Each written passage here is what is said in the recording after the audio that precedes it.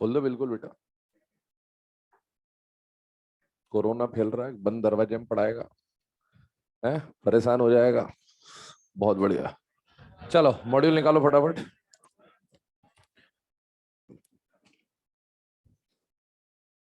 नहीं लाया तो क्या कर रखा है, छुपा के क्यों रख रखा है?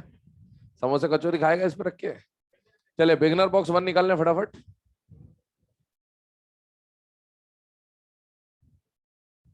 बिगनर बॉक्स 1 है ना, इसमें वैसे मॉड्यूल में करेक्शन बहुत है केमिकल बॉन्डिंग में, तो करेक्शन पे बात कर लें। बिगिनर बॉक्स में उनमें कोई करेक्शन नहीं है, ठीक है।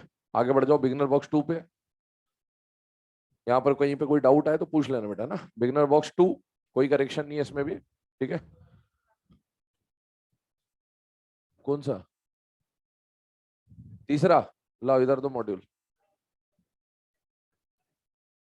इधर आओ बोर्ड पे।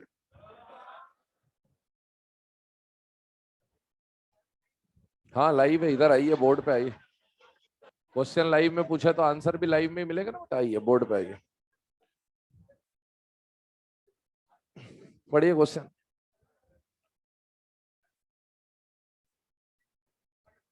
पढ़ लिया? हाँ। क्या करेंगे, आना चाहिए, पढ़ा चुके हैं।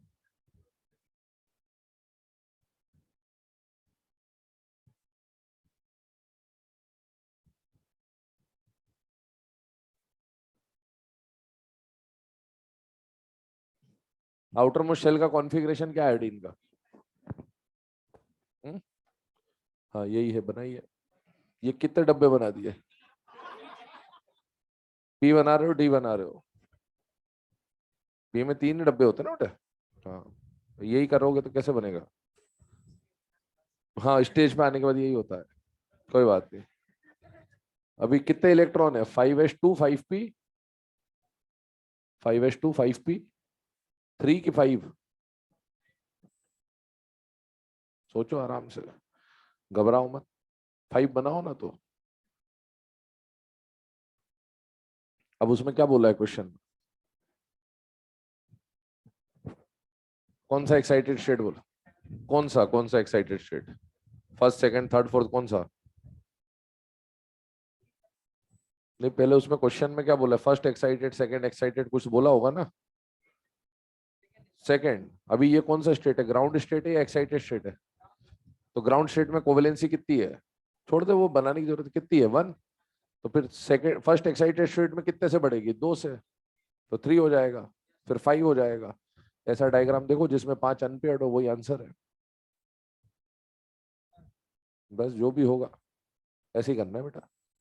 नहीं कोई जरूरत नहीं, समझ आ गया ना तुझे? बस बस, बनाने की जरूरत नहीं। चले बिगनर बॉक्स 3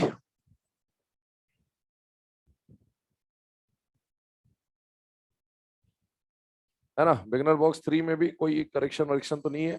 इसमें 9th वाले में किसी किसी को डाउट आ सकता है, तो एक बार डिस्कस कर दे रहा हूँ ये 9th वाला, ठीक है। 9th में बोला है number of lone pairs and geometry of X G F four. Lone pair X G F four में कितने? 2। तो पहली बात तो ऑप्शन 1 3 या 4 में से होगा, क्योंकि इन्हीं में दो दो दो लोन पेयर दे रखे, सेकंड वाले में तो 4 दे रखा है, तो वो हो नहीं सकता। और फिर साथ में क्या बोला है? ज्योमेट्री। ज्योमेट्री का मतलब शेप बोला था मैंने आपको, और शेप इसका होता है स्क्वायर प्लेनर। लेकिन आप देखिए 2 स्क्वायर प्लेनर नाम का ऑप्शन ही नहीं है कहीं पे, तो फिर आपको अब शेप ना लेके इलेक्ट्रॉनिक ज्योमेट्री लेनी पड़ेगी, और इलेक्ट्रॉनिक ज्योमेट्री इसकी क्या है? ऑक्टाहेड्रल। तो 2 स्क्वायर प्लेनर और 2 ऑक्टाहेड्रल में से इन्होंने केवल 2 ऑक्टाहेड्रल ही आपको दे रखा है, इसलिए वही आंसर होगा। बाई चांस यहां पर 2 ऑक्टाहेड्रल और 2 स्क्वायर प्लेनर दोनों ऑप्शन होते तो आप करेक्ट किसको मानते हैं? 2 स्क्वायर प्लेनर को, ये बात ध्यान रखिएगा। चले आगे बढ़ते हैं बिगिनर बॉक्स 4 पे।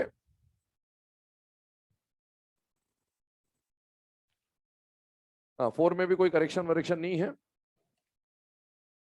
5 में करेक्शन है, बिगिनर बॉक्स 5। 5 में जो 5th क्वेश्चन है ना, उल्टा पूछा हुआ है, आंसर उल्टा दे रखा है या क्वेश्चन उल्टा समझ ले। इसमें बोला है total number of molecule have dipole moment, have नहीं आएगा, does not have dipole moment, तब आंसर 3 बनेगा। Total number of molecule that do not have या does not have dipole moment कर लीजिए उसको, तब उसका आंसर जो दे रखा है इन्होंने वो सही हो जाएगा।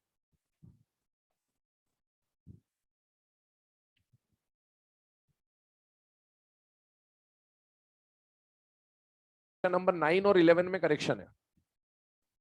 बिगिनर बॉक्स 6 क्वेश्चन नंबर 9 और 11 में करेक्शन है। क्वेश्चन नंबर 9 अगर आप देखें तो 9 का 4th आंसर होगा, ठीक है, और 11th का 3rd आंसर होगा।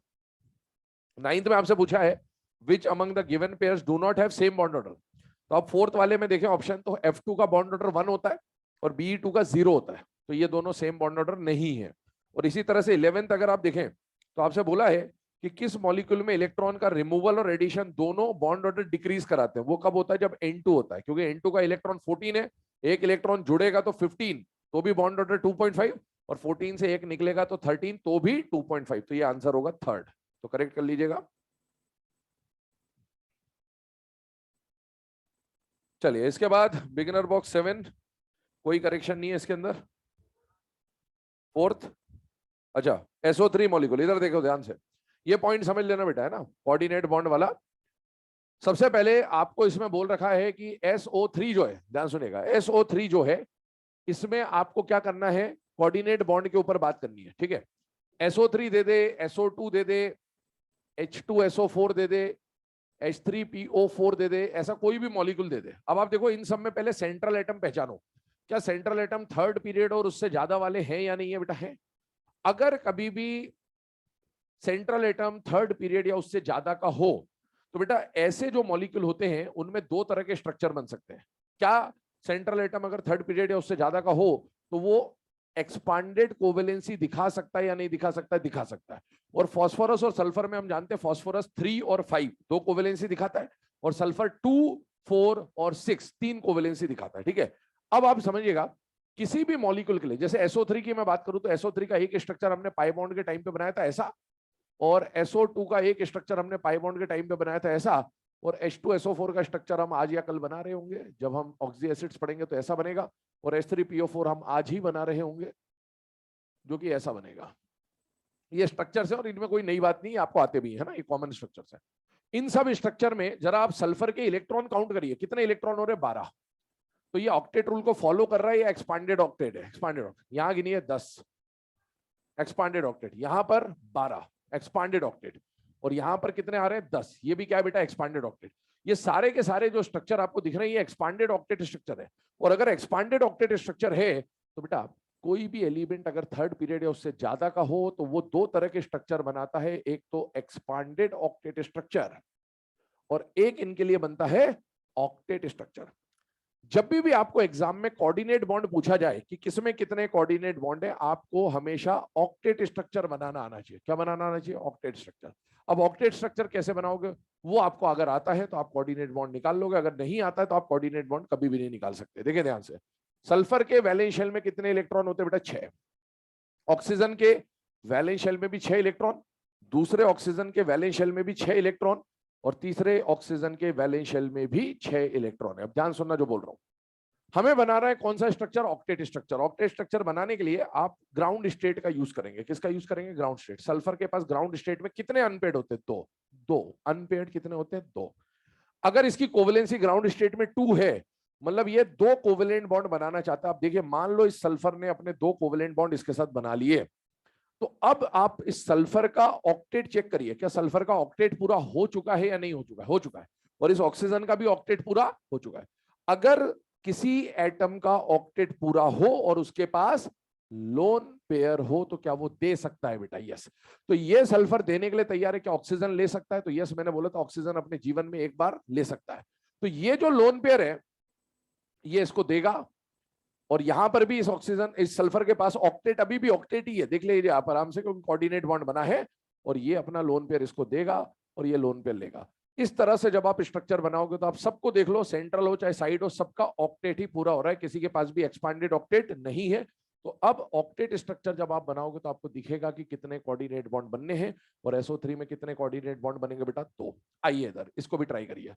यहां पर SO2 बोला है और आपसे पूछता मान लो इसमें कोऑर्डिनेट बॉन्ड कितने हैं, तो बेटा सल्फर के पास कितने ऑक्सीजन बनाए आपने? 2। अच्छा, सल्फर के पास वैलेंस शेल में कितने इलेक्ट्रॉन है बेटा? 6। सल्फर के पास ग्राउंड स्टेट की कोवेलेंसी कितनी होती है? 2। इसका मतलब है ये किसी एक ऑक्सीजन के साथ 2 अनपेयर्ड इलेक्ट्रॉन की पेयरिंग कर सकता है। जैसे ये पेयरिंग करी, सल्फर का ऑक्टेट क्या हो गया बेटा? पूरा। और सल्फर का ऑक्टेट पूरा हो गया तो उसके पास क्या दिख रहा है आपको, दो लोन पेयर, जिसका ऑक्टेट पूरा और लोन पेयर है, क्या वो दे सकता है, यस, और सामने वाला क्या कर सकता है बेटा, ले सकता है। तो यहाँ पर क्या बनेगा बेटा, कोऑर्डिनेट बॉन्ड। तो इसमें भी आप देखो तो सल्फर का एग्जैक्टली क्या पूरा हो रहा है बेटा, ऑक्टेट। यहाँ पर भी आप जानते हैं ये स्ट्रक्चर तो आप बनाते भी हैं रेडॉक्स विडॉक्स में। तो इसमें आप देखो सल्फर ने दो ही बॉन्ड बनाए, बाकी क्या बनाया बेटा, कोऑर्डिनेट बॉन्ड। यहाँ पर आप फास्फोरस के 10 इलेक्ट्रॉन देख रहे हो, अगर मैं यहाँ कोऑर्डिनेट बॉन्ड बना दूं तो फास्फोरस का क्या स्ट्रक्चर बन जाएगा, ऑक्टेट स्ट्रक्चर बन जाएगा। तो जब भी एग्जाम में कोऑर्डिनेट बॉन्ड पूछा जाए कि कितने कोऑर्डिनेट बॉन्ड है, आपको क्या बनाना आना चाहिए बेटा, ऑक्टेट स्ट्रक्चर बनाना आना चाहिए। अगर आप ऑक्टेट स्ट्रक्चर बना सकते हो तो आपको आंसर मिल जाएगा कि कहां पर कितने कोऑर्डिनेट बॉन्ड होंगे। ठीक है, तो इसमें आपको कोऑर्डिनेट बॉन्ड के थ्रू चेक करना होगा। चलिए आगे बढ़ जाते हैं। बिगिनर बॉक्स 5, क्या 5, बिगिनर बॉक्स 5, 7 का 5 क्या हुआ? अरे मैंने बोला नहीं, यहां के हिसाब से मत चलना, यहां जो दे रखा है यही है, वहां क्या करना है वो बता दिया मैंने तुझे। ठीक है, हाँ, सब चीज नहीं बताएंगे लाइव में। ठीक है, चलिए बिगिनर बॉक्स 8, इसमें भी कोई करेक्शन वरेक्शन नहीं है।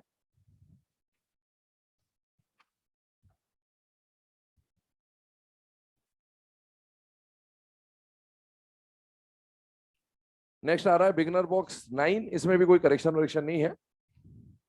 ठीक है, 10 में तो कुछ है ही नहीं, ऑर्डर वाटर बनाने हैं, उनमें से मैक्सिमम ऑर्डर हम लोग बना भी चुके हैं। चलिए आइए एक्सरसाइज 1 पे।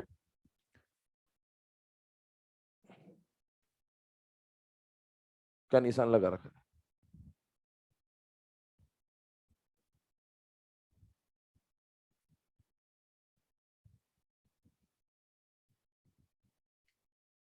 ऐसा, ठीक है। चलिए बिगिनर बॉक्स हो गया, एक्सरसाइज 1 पे आ रहे हैं। Question number 1 to 10, question number 1 to 10, question number 11 to 20। नियम कानून कायदे पहले भी बता चुके हैं, वही नियम है। 11 to 20, 21 to 30, 22 का हो गया, बताइए किसको दिक्कत है?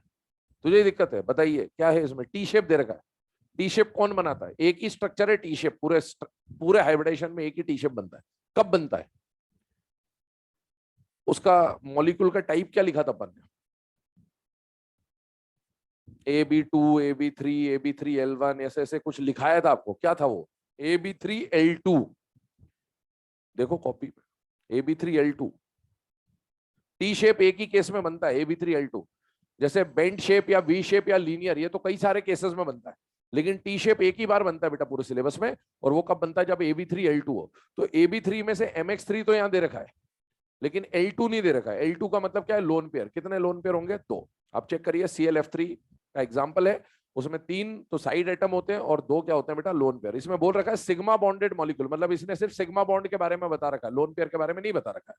तो इसने बोल रखा है कि 3 साइड एटम तो सिग्मा बॉन्ड से जुड़े हुए हैं, और आपको बताना है number of non bonding pair of electron. Non bonding pair मतलब लोन पेयर के बारे में जानकारी देनी। तो इस स्ट्रक्चर में 2 लोन पेयर होते हैं। चलिए, नॉन बॉन्डिंग मतलब लोन पेयर। 30 तक और कुछ? 29, among the following orbital bond the angle is minimum between px and py, 90 degree. 1 दिया होता 29 का, देख लो भाई, कोई और देख लिया होगा बेटा, कमरे वमरे में देख के घुसा कर तू।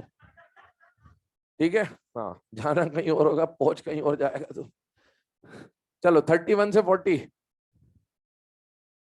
31 से 40, 41 से लेकर 50, इसमें 48 में करेक्शन है, 48 में करेक्शन है, उसमें देख लेना, कर लेना करेक्शन, है मार्क कर लेना इसमें।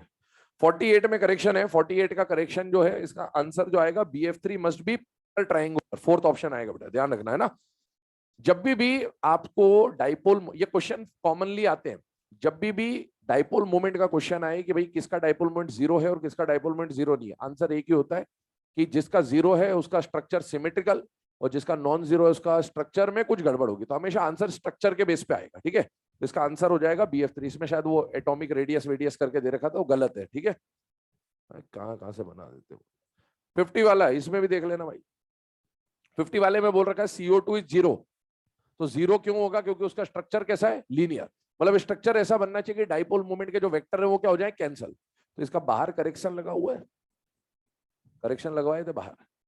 करेक्शन में करेक्शन है, करेक्शन में करेक्शन है। यहाँ तो शायद सही दे रखा है ना, पर इसका जो करेक्शन लगा उसमें भी करेक्शन है। तो इसका करेक्ट आंसर कौन सा आएगा? थर्ड।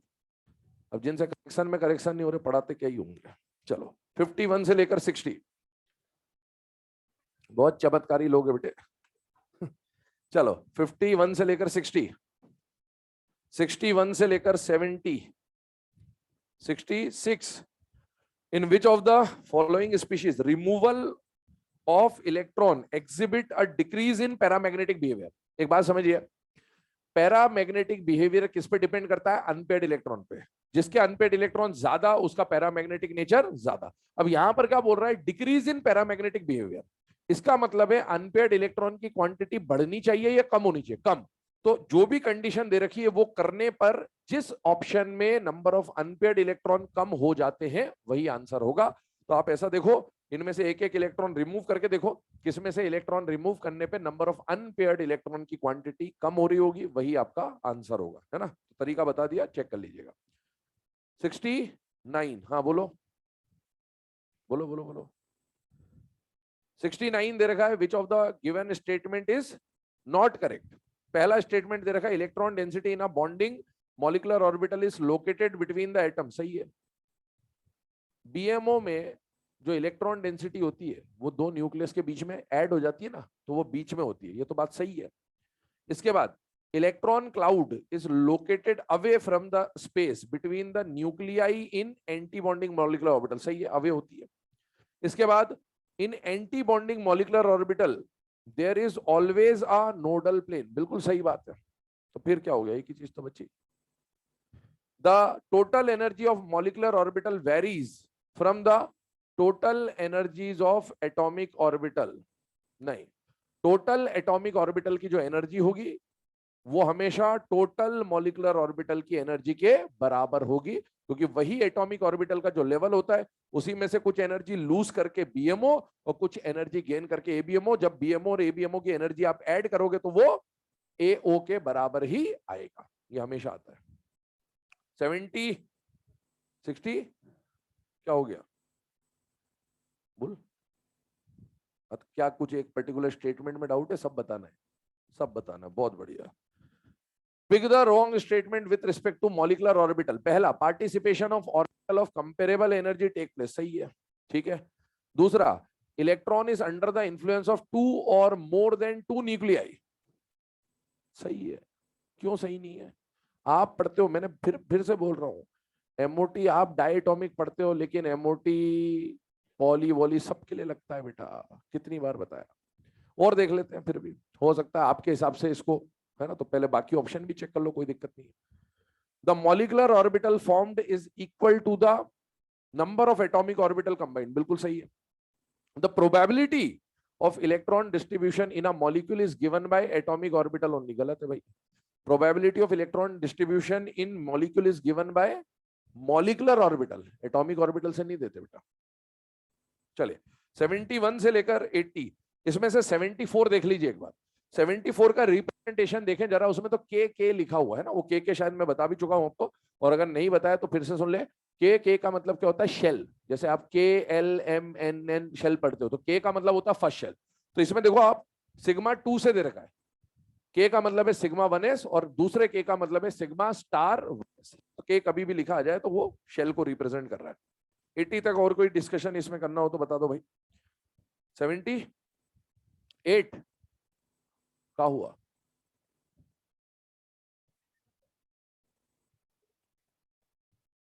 पता ही नहीं चला क्या करना है। अबे वो बॉन्डिंग और एंटी बॉन्डिंग है। सोडियम समझ लिया, कोई बात नहीं। अबे ऊपर एमओटी लिखा है, तू सोडियम कहाँ सोच रहा है? एमओटी तो डाई एटॉमिक में लगता है बेटा, इतना भी दिमाग लगाना है एग्जाम में। सोडियम थोड़ी आएगा, अकेला एटम आता ही नहीं एमओटी में। कोई बात नहीं, पर ऐसी दुर्घटना हो सकती है एग्जाम में, तो यहाँ हो जाए वो जरूरी है। बाकी लोग भी देख लो भैया, ऐसा सोडियम का भी दिखे एमओटी में तो समझ जाना वो एंटी बॉन्डिंग है ना। हाँ गुड। चलिए इसके बाद अगर हम लोग बात करें 81 से लेकर 90, इसमें 88 में करेक्शन है। आंसर होगा फोर्थ, आंसर होगा फोर्थ। 83, 83 में बोल रखा है बेटा which set of molecule have same sequence of energy level. इसको कहने का मतलब क्या है, हमने दो सीरीज पढ़ी थी, 1 से 14 की सीरीज अलग और 15 से 20 की सीरीज अलग। तो ये बोलना चाह रहा है कि ऐसे कौन से ऑप्शन दे रखा है जिसमें सारे मॉलिक्यूल्स में एक ही सीरीज लग रही हो, 1 से 14 वाली लग रही हो या तो सब में, या फिर 15 से 20 वाली लग रही हो। तो इसका जो करेक्ट ऑप्शन है वो है थर्ड, क्योंकि उसमें सारे जो मॉलिक्यूल है वो है जिसमें 1 से 14 वाली सीरीज लगेगी, ये कहना चाह रहा है। चलिए 91 से लेकर 80 बता तो दिया भाई, अभी तो बताया। करेक्शन है फोर्थ आंसर, अभी तो बताया। उसमें एक्टिव हाइड्रोजन ही नहीं है तो एच बॉन्डिंग नहीं करेगा, है ना, बाकी सबके पास एक्टिव हाइड्रोजन है। 91 से लेकर 100, 91 टू 100, 101 से लेकर 110, 101 से लेकर 110, 110 में खुले रहने दो भैया। हाँ 110 तक कोवेलेंट में, तो क्या हुआ, फाई तो है। फाई क्या होता है, चार्ज बाय साइज, वो तो किसी का भी निकल सकता है बेटा, ठीक है।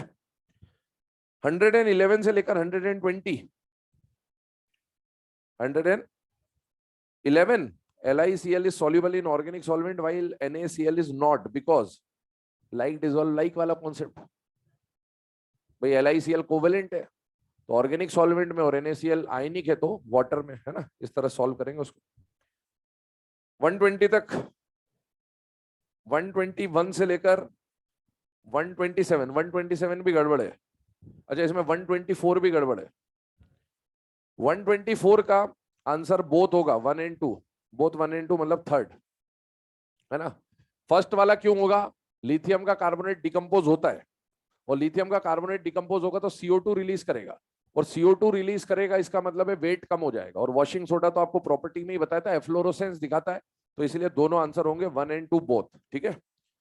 इसके बाद 127 में इनकरेक्ट रिगार्डिंग बोला है, उसको करेक्ट कर लो, इनकरेक्ट के बदले करेक्ट, है ना, यही बना रखा मॉड्यूल।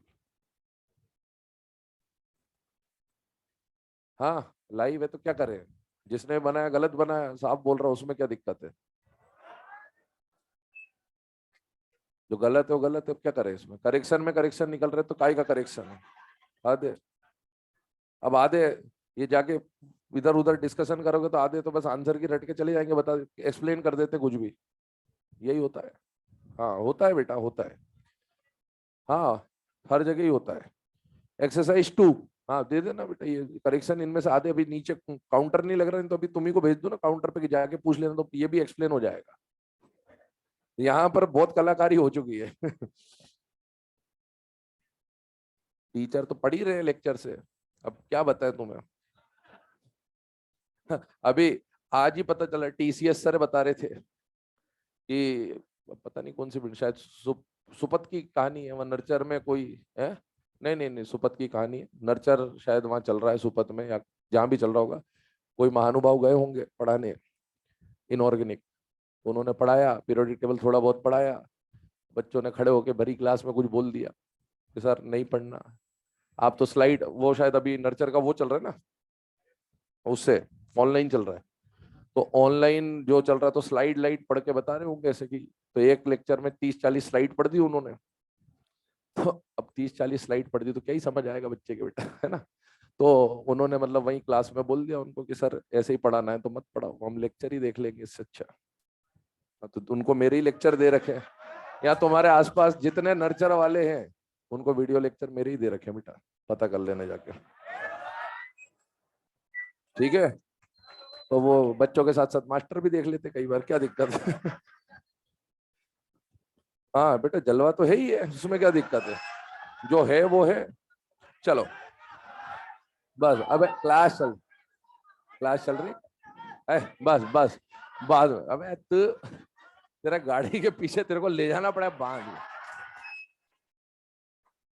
चलो बस ठीक है। एक्सरसाइज 2 क्वेश्चन नंबर 1 से लेकर 10। Exercise 2 question number 1 to 10। 11 से लेकर 20।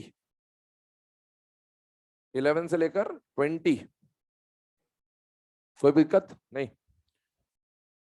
21 से लेकर 30। 25 हाँ 25 में देखो बेटा एक बात, 25 में दो ऑप्शन आपको दे रखे हैं, सेकंड और थर्ड, जिसमें दोनों में आपको क्या दिख रहा है, sp sp हाइब्रिड दिख रहा होगा। ट्रिपल बॉन्डेड है मतलब sp हाइब्रिड है। जब भी ऐसा केस आ जाए तो आपको सेंट्रल वाले कार्बन के रिस्पेक्ट में देखना है। किसके रिस्पेक्ट में देखना है? सेंट्रल वाले कार्बन के रिस्पेक्ट में देखना है। जहां पर बीच वाले कार्बन का sp हाइब्रिड होगा उसको आपको मॉलिक्यूल को क्या मान के चलना है? लीनियर। ठीक है, चलिए इसके बाद 28 विच of the following compound has lowest melting point. इसमें कॉमन आयन कौन है? कैल्शियम। मेल्टिंग पॉइंट में दो बातें बताई थी आपको कि अगर हकन ऑफ या ग्रुप 1 का कॉमन आयन होता है तो आप लैटिस लगाएंगे, और उसके अलावा कोई होता है तो पोलराइजेशन। तो इसमें अलावा वाला केस है, पोलराइजेशन लगाइए, आंसर आ जाएगा। 29 में क्या है? डब्बे। कौन? पहली बात तो देखो 29 में जो ऑक्सीजन के आसपास डब्बे बने ये लोन पेयर है, ये ध्यान रखना। ऑक्सीजन के आसपास जो लाइनें खींची हुई हैं ये लोन पेयर। ठीक है, कभी ऐसा आ जाए तो ये लोन पेयर को रिप्रेजेंट कर रहा है। दूसरा तो बोल रहा है फर्स्ट और सेकंड दोनों सही है। हाँ बिल्कुल सही है, फर्स्ट को मानेंगे। जिसमें जितने ज्यादा बॉन्ड उसकी स्टेबिलिटी उतनी ज्यादा, क्योंकि जितने ज्यादा बॉन्ड बनेंगे उतनी एनर्जी क्या होगी? रिलीज होगी, है ना। इस तरह सॉल्व करा है। 31 से लेकर 40 कौन सा बेटा? दूसरा भी सही है, लेकिन आपसे बोला लोएस्ट एनर्जी। तो लोएस्ट एनर्जी में क्या देखना है? जहां पर जितने ज्यादा बॉन्ड बनेंगे उतना एक्सो होगा, और जितना ज्यादा एक्सो होगा एनर्जी, इंटरनल एनर्जी उतनी कम होगी, तो स्टेबिलिटी उतनी ज्यादा। इसलिए फर्स्ट ऑप्शन जाएगा। अगर फर्स्ट नहीं दिया हो तो सेकंड भी सही है। ठीक है, हाँ भाई। इसके बाद कहां तक? 31 से लेकर 40। 31 से 40। 41 बता देता हूं एक बार, है ना, इसमें दिक्कत आई होगी। तो 41 में दे रखा है बेटा, identify the correct order of solubility in aqueous medium. ठीक है, पानी दे रखा है, वाटर में कौन ज्यादा सॉल्युबल होगा? जो आयनिक होगा। अब यहाँ पर हमने जब सॉल्युबिलिटी पढ़ा था तो हमने दो तरह के केसेस पढ़े थे सॉल्युबिलिटी में। पहला कि कॉमन आयन जो अगर एस ब्लॉक के सॉल्ट है तो आप लैटिस और हाइड्रेशन से सॉल्व करोगे, और अगर पी या डी ब्लॉक के सॉल्ट है तो आप पोलराइजेशन से सॉल्व करोगे। अब इसमें एस और डी दोनों कंबाइंड है, तो ऐसे केसेस में आप पोलराइजेशन से सॉल्व करोगे। किससे सॉल्व करोगे? पोलराइजेशन। अब आप पोलराइजेशन लगाओगे तो बेटा सबसे पहले पोलराइजेशन का पहला फैक्टर क्या होता है? चार्ज। पहला फैक्टर क्या होता है? चार्ज। चार्ज अलग अलग है, सोडियम पे +1 है, कॉपर और जिंक पे +2 है। तो सोडियम का चार्ज कम है मतलब पोलराइजेशन कम है, और पोलराइजेशन कम है तो कोवेलेंट कैरेक्टर कम है, और कोवेलेंट कम है तो सॉल्युबिलिटी ज्यादा है। तो Na2S तो सबसे ज्यादा सॉल्युबल हो गया। अब बचा कॉपर और जिंक। आप चाहें तो इसको डीपीएस से भी कर लेते तो भी आंसर यही आएगा, लेकिन पहले चार्ज को प्रायोरिटी देना है, जो तरीका है वो वही है। अब आप देखें, अब कॉपर और जिंक को जब आप लगा रहे हो तो कॉपर और जिंक दोनों ही डी के हैं, दोनों का चार्ज भी सेम है +2 और दोनों डी के हैं। तो अब आप क्या लगाओगे? साइज। और कॉपर और जिंक में जिंक का साइज बड़ा होता है, पीरियोडिक टेबल में साइज पड़ा था, फेकोनी का साइज बराबर, और कॉपर जिंक में साइज बढ़ जाता था। तो आप उससे कर लें, साइज बड़ा है, जिंक का साइज बड़ा है तो पोलराइजेशन कम, और पोलराइजेशन कम तो आयनिक कैरेक्टर ज्यादा। इस तरह से सॉल्व होगा। 42 से लेकर 50। 42 से लेकर 50। चलिए आगे बढ़ते हैं। 51 से लेकर 60। 51 से लेकर 60। 61 से लेकर 70। 61 से लेकर 70। 64। हाँ 64 वाला देखिए बेटा, है ना। विच of the following pairs of compound is iso electronic and iso structural. तो आइसो स्ट्रक्चरल के तो आप क्या देखोगे? शेप। इसमें प्रॉब्लम आती है आइसो इलेक्ट्रॉनिक में। ध्यान सुनना, आइसो इलेक्ट्रॉनिक की दो डेफिनेशन है। पहली बात, हमेशा आप जो भी मॉलिक्यूल दिए हैं या जो स्पीशीज दिए उसके टोटल इलेक्ट्रॉन चेक करोगे। अगर इन्हीं दो स्पीशीज के टोटल इलेक्ट्रॉन बराबर तो उनको क्या बोल देंगे? Iso electronic. लेकिन इस क्वेश्चन में वो लगेगा ही नहीं, चारों ऑप्शन में अलग है। तो जब टोटल इलेक्ट्रॉन सेम ना हो तो फिर आप वैलेंस इलेक्ट्रॉन चेक करते हैं। क्या चेक करते हैं? वैलेंस। तो किन्हीं दो पेयर के अगर वैलेंस इलेक्ट्रॉन भी बराबर हो तो उसे भी क्या बोल सकते हैं बेटा? Iso electronic. इसका रेफरेंस है एनसीईआरटी में, बाद में बताएंगे। सब बता देंगे तो फिर काम कैसे चलेगा। हाँ चलें, इसके बाद क्वेश्चन नंबर 70 तक।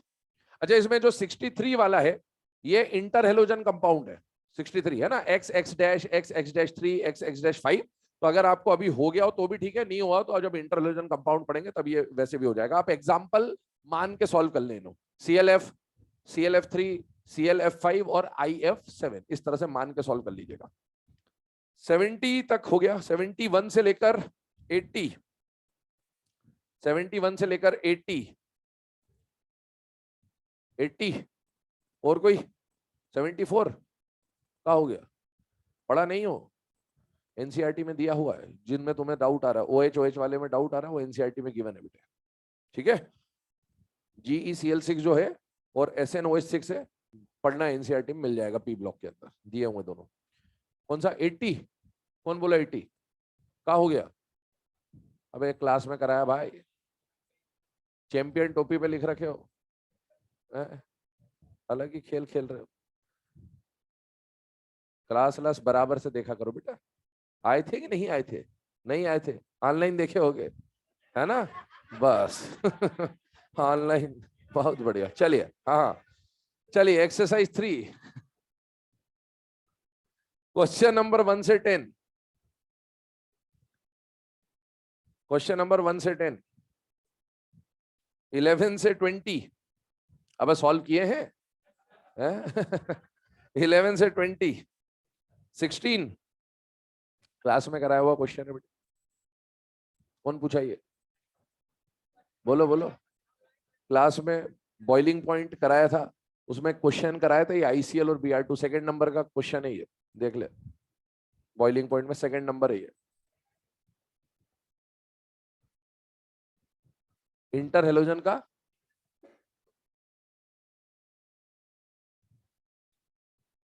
हाँ,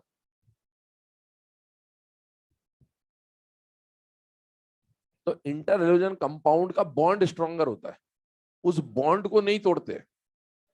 जो आप बोल रहे हो बात सही है कि इंटर हेलोजन कंपाउंड के जो बॉन्ड होते हैं वो स्ट्रॉन्गर होते हैं देन नॉर्मल हेलोजन, लेकिन जब आप बॉइल करते हो तो बॉन्ड को नहीं तोड़ते हो, मॉलिक्यूल और मॉलिक्यूल के बीच के इंटरेक्शन को तोड़ते हो, और उसको इस बॉन्ड के स्ट्रेंथ से कोई लेना देना नहीं है। उसको इन दोनों के टाइप ऑफ इंटरेक्शन से लेना देना है कि वो कीजोम है कि डिबाई है कि डिस्पर्शन है कि हाइड्रोजन बॉन्ड है।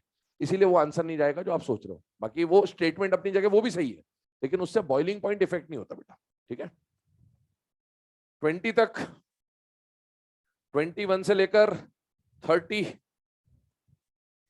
21 से लेकर 30, 31 बता दे रहा हूं एक बार, ठीक है। 31 में इशू रहता है जनरली, देखिए ध्यान सुनिएगा।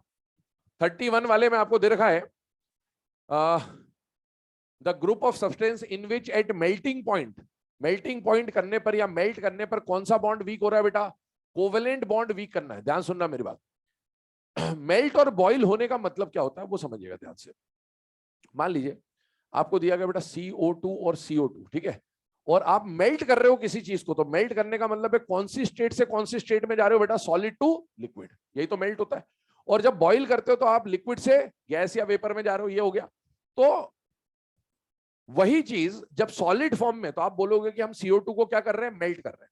और जब यही चीज लिक्विड में होगी तो आप क्या बोलोगे? कि हम CO2 को क्या कर रहे हैं बेटा? बॉइल कर रहे हैं ना। स्टेट का डिफरेंस है। अब होता क्या है, मान लो CO2 सॉलिड है, सॉलिड CO2 को क्या बोलते हैं? Dry ice. क्या बोलते हैं? ड्राई आइस, ठीक है। तो मान लो ये सॉलिड CO2 है, तो जब आप मेल्ट करते हो ना, तो क्या आप CO2 के बीच के बॉन्ड को तोड़ते हो? क्या नहीं, आप CO2 और CO2 के बीच के इंटरेक्शन को तोड़ते हो हमेशा मेल्ट करने में। अंदर का बॉन्ड नहीं टूटता है, आपस में इंटरेक्शन जो होता है वो टूटता है। बॉइल में भी यही होता है, बॉइल में भी यही होता है, बस मेल्ट करने में ये सॉलिड फॉर्म में होंगे और बॉइल करने में ये लिक्विड फॉर्म में रहे होंगे, बस इतना सा ही डिफरेंस है। अब आप सुनिएगा, अगर CO2 के इंटरेक्शन को देखो तो मैंने मेल्टिंग पॉइंट पढ़ाते वक्त आपको बताया था 3 तरह के सॉलिड्स होते हैं, आयनिक सॉलिड, नेटवर्क सॉलिड और मॉलिक्यूलर सॉलिड। क्या ये आयनिक सॉलिड है, नेटवर्क सॉलिड है या मॉलिक्यूलर सॉलिड है? मॉलिक्यूलर। और अगर हम लोग बात करें SiO2 और SiO2 की बेटे, तो SiO2 में क्या कोवेलेंट बॉन्ड आपस में होता है या नहीं होता है? होता है। तो ये है मॉलिक्यूलर सॉलिड, ये है नेटवर्क सॉलिड। और अगर मैंने NaCl NaCl बोल दिया तो इसके और इसके बीच का इंटरेक्शन आयनिक होता है, क्योंकि एक Na एक Cl से नहीं जुड़ा होता, कई सारे Na से घिरा होता है लेटिस के अंदर। तो ये कौन सा सॉलिड बेटा? आयनिक सॉलिड। अब आपसे क्वेश्चन में क्या बोला है कि मेल्ट करते वक्त कौन सा बॉन्ड वीक होना चाहिए? कोवेलेंट। तो कौन सा बॉन्ड वीक होना चाहिए? बीच वाला कोवेलेंट। और बीच वाला कोवेलेंट इसमें नहीं है, इसमें तो वंडर वॉल फोर्स है, इसमें तो कोवेलेंट बॉन्ड है और इसमें आयनिक बॉन्ड है। तो आप बताइए इनमें से कौन सा ऑप्शन ऐसा होगा जिसमें हीट करने पर, मेल्ट करने पर कोवेलेंट बॉन्ड वीक हो रहा होगा? ये कौन सा ऐसा ऑप्शन होगा जिसमें मेल्ट करने पर वंडरवॉल फोर्स वीक हो रहा होगा? ये कौन सा ऐसा ऑप्शन है जिसमें मेल्ट करने पर आयनिक बॉन्ड वीक हो रहा होगा? ये। तो आपको ऐसे सिलेक्ट करना होता है। और अब आप ऑप्शन देखिए, है ना, उसी के हिसाब से दे भी रखे आपको ऑप्शन। पहला वाला ऑप्शन का पेयर देखिए, NaCl KCl और CaCl2, ये सारे कौन से सॉलिड है? आयनिक। तो इसमें जब आप मेल्ट करोगे तो आयनिक बॉन्ड वीक होगा, और आयनिक बॉन्ड आपस का नहीं, लेटिस लेटिस के बीच का, ऐसा। अगला वाला ऑप्शन देखो आप, I2CH4 डाइआइस, ये कौन सा सॉलिड है? Molecular solid. तो मॉलिक्यूलर सॉलिड को जब आप मेल्ट करोगे तो इसमें वीक फोर्स, वंडरवॉल फोर्स क्या हो जाएगा बेटा? वीक हो जाएगा मेल्ट करने पर। और अगला वाला जो है B4C डायमंड नॉर्बाइट कार्बोरेंडम सिलिका, ये सारे नेटवर्क सॉलिड है। तो इनको जब आप हीट करोगे तो इनका कोवेलेंट बॉन्ड वीक होगा, और इसीलिए यही आंसर है। ठीक है, आगे बढ़ जाए। 32 से लेकर 40, 38 ये भूल जाओ, अभी ऑक्टेट रूल। अभी हम लोग पी ब्लॉक के अंदर डाइमर पॉलीमर पढ़ेंगे, है ना, बनाना बॉन्डिंग, 3 सेंटर 2 इलेक्ट्रॉन 4 इलेक्ट्रॉन, उसमें आ जाएगा ये, तो वहां पर आप कर लेना। आप चाहो तो अभी इसको नोट करके रख लो अलग से। 41 से लेकर 44, 41 से लेकर 44, 40 में किसी को दिक्कत तो नहीं? फर्स्ट और फोर्थ में? तो फोर्थ एग्जिस्ट नहीं करता है। फर्स्ट और फोर्थ में अगर आ रहा हो तो फोर्थ एग्जिस्ट नहीं करता, इसीलिए वो आंसर नहीं होगा, है ना। चलिए,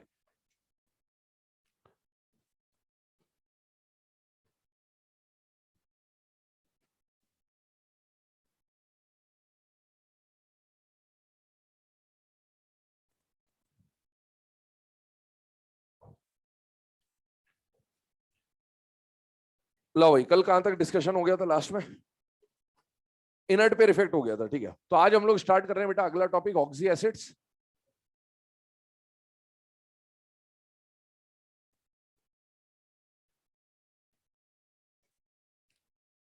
चले बेटे, स्टार्ट कर रहे हैं ऑक्सी एसिड्स के बारे में। और पी ब्लॉक का, है ना, जो हम जनरल पार्ट पढ़ रहे हैं उसमें से सबसे इंपॉर्टेंट टॉपिक अगर कोई है तो वो यही है, ऑक्सी एसिड्स। इसके ऊपर बहुत फ्रीक्वेंटली एग्जाम में क्वेश्चन आते हैं। केमिकल बॉन्डिंग में जो इंपॉर्टेंस हाइब्रिडाइजेशन या एमओटी को दिया जाता है, पी ब्लॉक में वही इंपॉर्टेंस किसका है बेटा? ऑक्सी एसिड्स का, है ना। लगभग लगभग आप देखेंगे तो बोर्ड में भी, अगर आपने बोर्ड एग्जाम दिए होंगे 2 4 5 साल पहले, जब भी दिए होंगे तो उसमें भी लास्ट में 5 नंबर का क्वेश्चन आता ही था स्ट्रक्चर बनाने के लिए। कम से कम 2 ऑक्सी एसिड के स्ट्रक्चर पूछता था आपसे, फास्फोरस या सल्फर के। तो ये इंपॉर्टेंट पार्ट है, पहली बात। अब सुने इसके बारे में। हाँ हाँ ठीक है, बोलने में क्या है, मजे लो तो पूरे लो, नहीं तो मत लो। ठीक है, अब सुने इसमें। अब आज के बाद आवाज नहीं निकलना चाहिए। और बेटा मैं फिर निपटाने में जरा भी नीचे बैच में जाना, कल इनर्ट पे इफेक्ट गायब उनका। बैक बॉन्डिंग के बाद सीधे ऑक्सी एसिड ही पढ़ाया। तो टॉपिक कब उड़ाना है बता के उड़ाऊंगा, और जो करना हो कर लेना, ये भी ध्यान रखना। कोई फर्क नहीं पड़ता, आगे का इस्तेमाल नहीं कर सकता मैं, कोई फर्क नहीं पड़ता, मतलब नहीं पड़ता, लिटरली नहीं पड़ता, ये ध्यान रखना। पढ़ा रहा हूं, सुनने का काम है तुम्हारा, सुनो, बोलने का काम नहीं। और हर बात पे तो नहीं बोलना, हर बात पे तो बिल्कुल नहीं बोलना। हरी बात समझ में? मस्ती अपनी जगह, लेकिन हर बात पे नहीं। तो मेरा खोपड़ा जिस दिन खराब हो गया तो बेटा गुस्से पे मेरा कंट्रोल नहीं होता, ये नीचे से ऊपर तक सबको मालूम है। कंट्रोल, ठीक है। हाँ, ऑक्सी एसिड्स, ध्यान सुनना। हम लोग यहां पर बात कर रहे हैं बेटा HAZBOC के बारे में, ध्यान सुनना। सबसे पहले अगर हम लोग बात करें तो हमने एक टॉपिक पढ़ा था हाइड्रो ऑक्साइड्स। और हाइड्रो ऑक्साइड्स में हम लोगों ने पढ़ा था कुछ इस तरह का पीरियोडिक टेबल में AOH। उसमें आपको बोला था कि A क्या हो सकता है? मेटल भी हो सकता है और नॉन मेटल भी हो सकता है। मेटल के हाइड्रो ऑक्साइड को हाइड्रो ऑक्साइड ही बोलते हैं, लेकिन नॉन मेटल के हाइड्रो ऑक्साइड को क्या बोलते हैं? Oxy acids. तो हम लोग यहां पर बात कर रहे हैं किसके बारे में? नॉन मेटल के हाइड्रो ऑक्साइड्स के बारे में। आप ध्यान सुनिएगा, हाइड्रोक्साइड है तो ये जो Z है, ये Z कौन होगा? नॉन मेटल होगा। और नॉन मेटल के हाइड्रो ऑक्साइड को क्या बोला जाएगा? Oxy acid. अब इसका जो रिप्रेजेंटेशन लिखा हुआ है ना, इस रिप्रेजेंटेशन के बारे में समझिएगा। सपोज आपको दिया गया HNO3 H2CO3, आपको दिया गया H2H2O7। ध्यान सुने, इसमें अगर आप देखें तो क्या ये नाइट्रोजन मेटल है या नॉन मेटल है? बेटा नॉन मेटल। ये भी क्या है बेटा? Non metal. ये भी क्या है? Non metal. और ये सारे नॉन मेटल के क्या है? हाइड्रोक्साइड हाइड्रोक्साइड हाइड्रोक्साइड, मतलब ये सारे के सारे क्या है बेटा? Oxy acid. अब इसका रिप्रेजेंटेशन देखो, कभी हाइड्रोजन 1 हो सकता है, कभी 2 हो सकता है, कभी 3 भी हो सकता है, कभी 4 भी हो सकता है। तो हमने जनरली H के साथ क्या लिख दिया? A। जो नॉन मेटल है आपका, उसको हमने क्या लिख दिया बेटा? Z। और Z के साथ कभी 2 आ सकता है, कभी 1 आ सकता है, कभी कुछ भी आ सकता है। तो हमने क्या लिख दिया बेटा? ZB। और ऑक्सीजन की क्वांटिटी चेंज होगी तो हमने क्या लिख दिया बेटा? ZC। तो ये HAZBOC इसका एक जनरल रिप्रेजेंटेशन है, जहां पर Z किसको रिप्रेजेंट कर रहा है? नॉन मेटल को।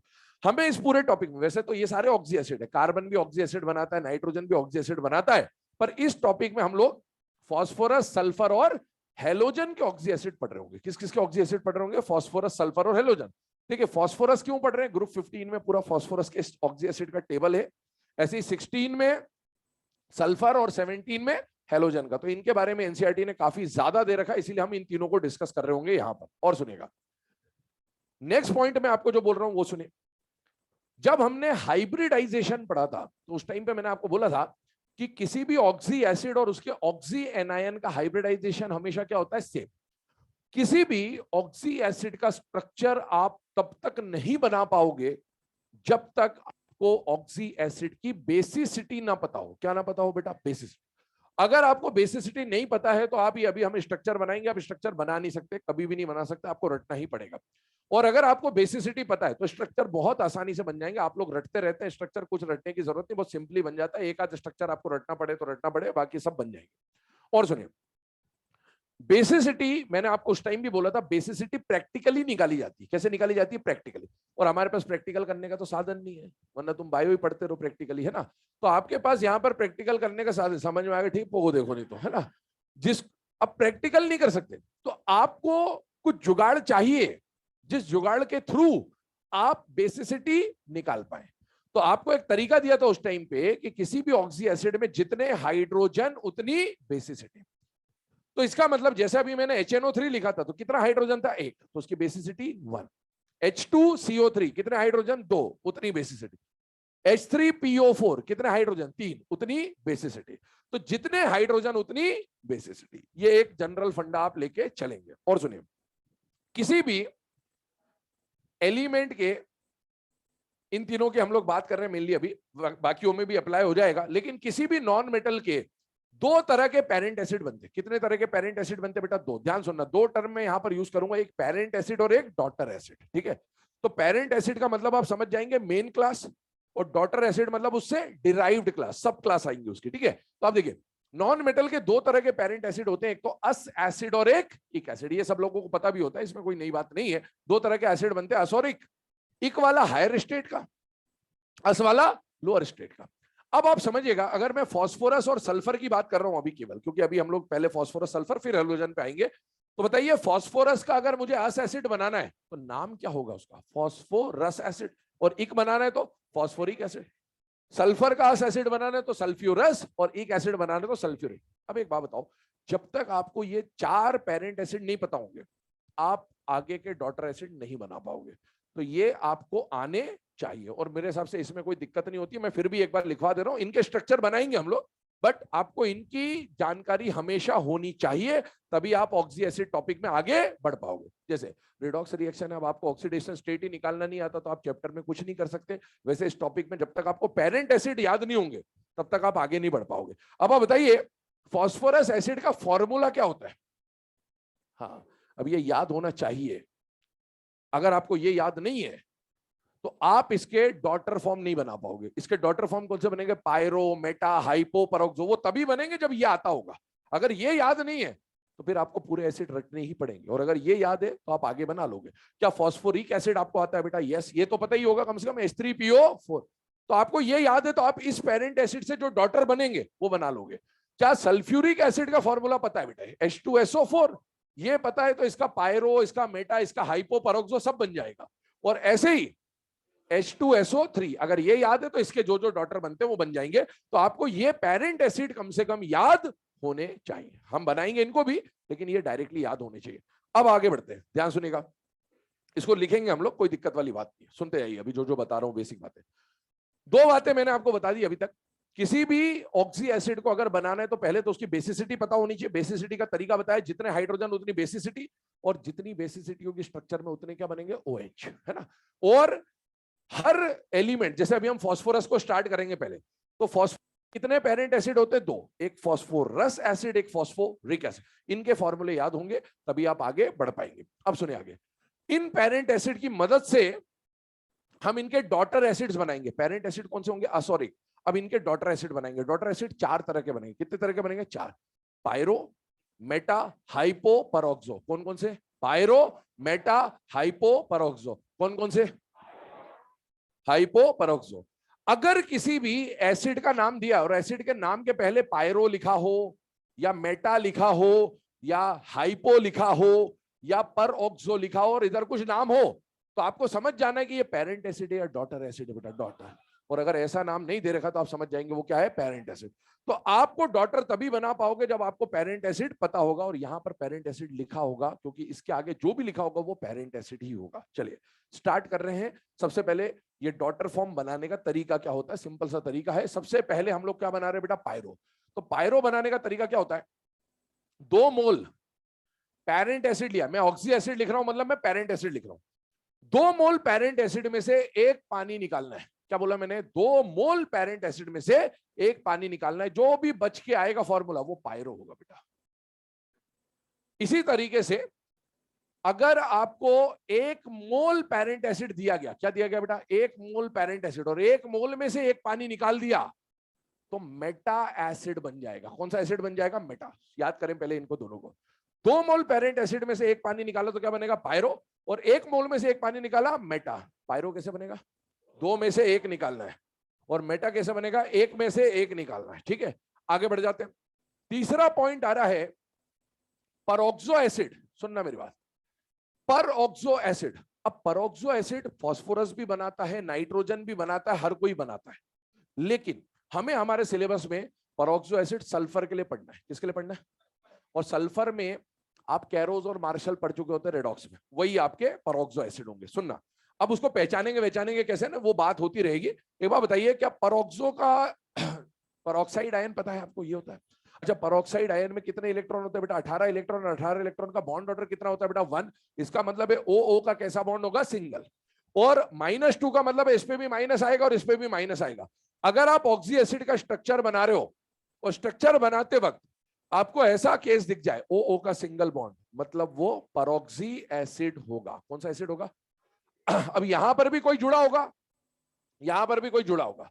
ये जो जुड़ा है ये ऐसा होना चाहिए जिसका EN कम हो और ऑक्सीजन का EN ज्यादा हो, तभी ऑक्सीजन पे क्या आएगा बेटा, माइनस आएगा। और इसका मतलब है ये Z फ्लोरीन नहीं होना चाहिए, फ्लोरीन के अलावा कोई भी चलेगा। तो आपको किसके ऑक्सी एसिड पढ़ने, फास्फोरस के चलेगा, सल्फर के चलेगा, फ्लोरीन ऑक्सी एसिड बनाएगा नहीं, है ना, इनके साथ नहीं बनाएगा, इस तरह से नहीं बनाएगा, परऑक्सो नहीं बनाएगा। और इसीलिए यहां पर कोई भी आ जाए, अगर OO का सिंगल बॉन्ड आपको दिख रहा है ऑक्सी एसिड में, मतलब वो कौन सा एसिड होगा बेटा, परऑक्सो एसिड होगा। तो परऑक्सो एसिड को पहचानने का तरीका क्या होगा, OO का लिंकेज ऐसा दिख रहा है, अगर OO का लिंकेज दिख रहा है, इसको हम लोग क्या बोलेंगे, परऑक्सो या परऑक्सी लिंकेज भी बोल सकते हैं। और इस तरह का अगर लिंकेज दिख रहा है किसी एसिड में, तो उसको हम क्या बोलेंगे, परऑक्सी एसिड। और सुनिएगा आगे, लास्ट पॉइंट आता है हाइपो।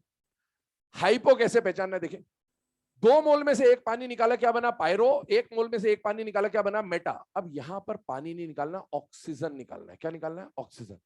1 मोल अस एसिड, पेरेंट एसिड लिख रहा हूं, अस एसिड भी होता है पेरेंट एसिड, और एक एसिड भी होता है पेरेंट एसिड। अगर आपने पेरेंट एसिड में से 1 ऑक्सीजन निकाल दिया, पेरेंट एसिड में से 1 ऑक्सीजन निकाल दिया, तो ये क्या बनेगा, इसका हाइपो। और अभी कौन सा पेरेंट एसिड था, अस, तो ये बनेगा हाइपो अस एसिड। और यहां पर पेरेंट कौन सा लिया बेटा, एक ऑक्सीजन निकाला, तो बन जाएगा हाइपोइक एसिड। इस हाइपोइक एसिड का एक एक्सेप्शन आएगा, एक्सेप्ट H4P2O7, सॉरी H4P2O6, और ये कहलाएगा हाइपोफॉस्फोरिक एसिड क्या कहलाएगा? हाँ, अब इसमें क्या चेंज आएगा वो मैं बताऊंगा आपको। तो अभी इसका एक एक्सेप्शन आपको पढ़ना होगा, उसकी जगह मतलब ये पॉइंट बाकी सब जगह वैलिड हो जाएगा, केवल फास्फोरस में इक वाले केस में दिक्कत आएगी। क्यों दिक्कत आएगी वो समझ के करेंगे हम लोग, ठीक है? आगे सुनेगा।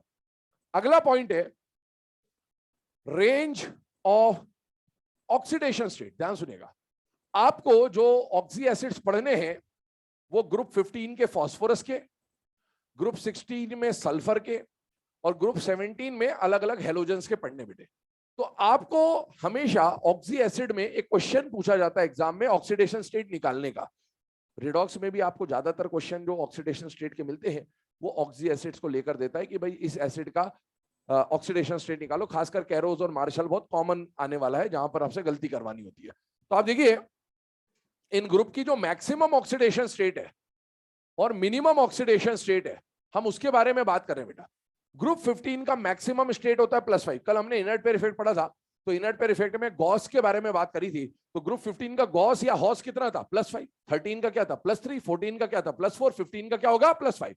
ऐसे ही ग्रुप 16 का हॉस कितना होगा? +6। और 17 का क्या होगा? +7। और कल हमने लॉस की बात करी थी। लॉस मैंने बोला भी था लोएस्ट है या लोअर है? लोअर।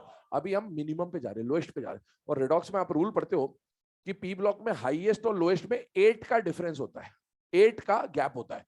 तो ये +5 है तो 8 कम कर दो -3, +6 है तो 8 कम कर दो -2, +7 है तो 8 कम कर दो -1। ये इनकी रेंज होती है। अगर जो भी ऑक्सी एसिड हम बनाएंगे उसमें हम फास्फोरस, सल्फर और हेलोजन की स्टेट निकालेंगे, अगर वो स्टेट इस रेंज में तब तो सही है, तब तो सही है। पर अगर इससे कम ज्यादा हुई तो क्या करना है बाद में बताएंगे, ठीक है? ये इस रेंज में है तो ठीक है, रेंज में है तो ठीक है, वरना फिर कुछ और किया जाएगा। और सुनेगा, क्या ग्रुप 16 में हर एलिमेंट इस रेंज को फॉलो करेगा? तो नहीं। रिडॉक्स के रूल्स आपने पढ़े होते हैं, ऑक्सीजन इस रेंज को फॉलो नहीं करता। ऑक्सीजन की मिनिमम स्टेट तो -2 होती है, लेकिन ऑक्सीजन का मैक्सिमम स्टेट होता है +2। और ऑक्सीजन पे प्लस केवल फ्लोरीन की वजह से आएगा। और एक मॉलिक्यूल आप पढ़ते हैं OF2, O2F2 and OF2। O2F2 में तो ऑक्सीजन पे क्या आएगा? +1। और OF2 में ऑक्सीजन पे क्या आएगा? +2। तो ऑक्सीजन कभी भी +6 तक नहीं जा सकता। ऑक्सीजन मैक्सिमम कहां तक जाएगा? +2 तक। और वो कौन सा कंपाउंड होगा बेटा? OF2 होगा। आगे बढ़ जाते हैं। फ्लोरीन, इधर देखिए, क्या फ्लोरीन कभी पॉजिटिव स्टेट पे जाएगा क्या? नहीं। तो ये बाकी सब हेलोजन के लिए ठीक है एक्सेप्ट फ्लोरीन। और ये दोनों एलिमेंट अगर आप देखें तो ये मोस्ट इलेक्ट्रोनेगेटिव दो एलिमेंट है बेटे। फ्लोरीन दो स्टेट दिखाएगा, एक तो -1 और एक 0। -1 तो अलग अलग एटम के साथ, और 0 कब? जब नेगेटिव फॉर्म में होगा, ठीक है? तो ये पॉइंट है, इसको नोट करें फटाफट।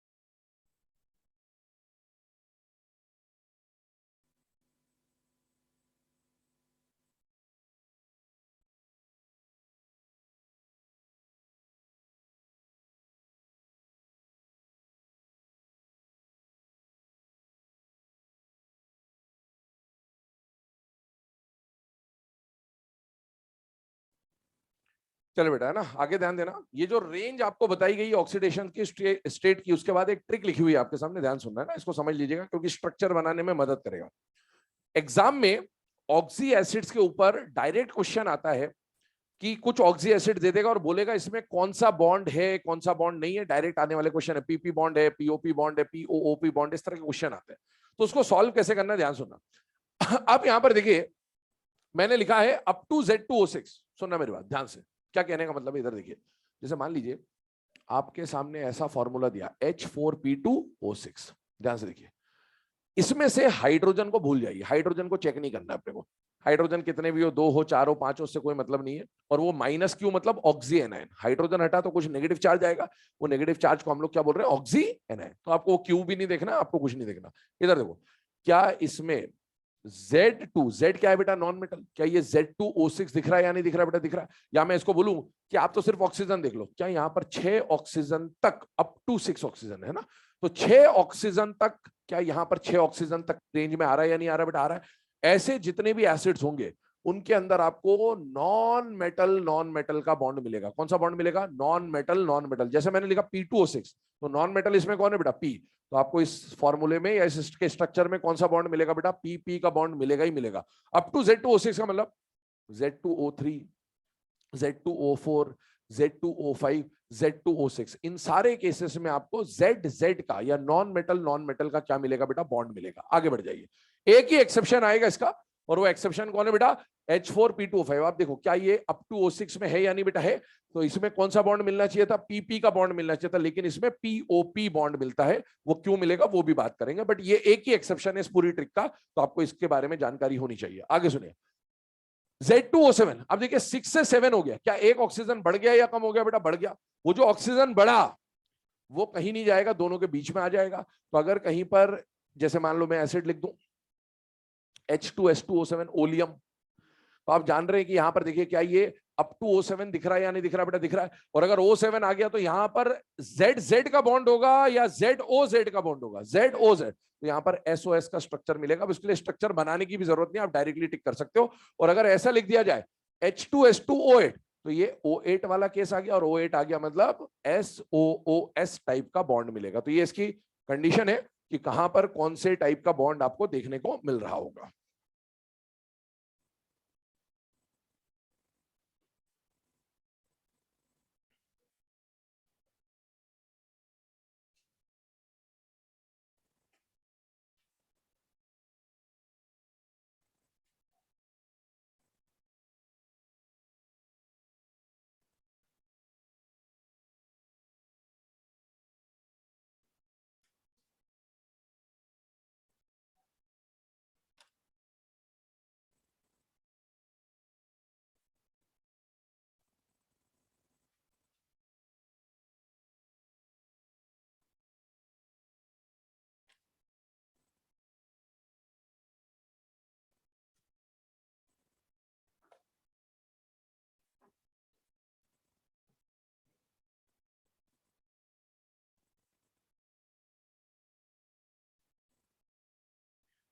चलिए बेटा, अब स्टार्ट कर रहे हैं हम लोग ऑक्सी एसिड्स के स्ट्रक्चर और उनसे रिलेटेड क्वेश्चंस के ऊपर। अभी तक जो हमने बात करी वो सब बेसिक वगैरह था, ये जानकारी रहेगी तो आगे हमको सॉल्व करने में थोड़ा सा इजी रहेगा। ठीक है, सबसे पहले हम लोग स्टार्ट कर रहे हैं बेटा ऑक्सी एसिड्स ऑफ फास्फोरस के साथ।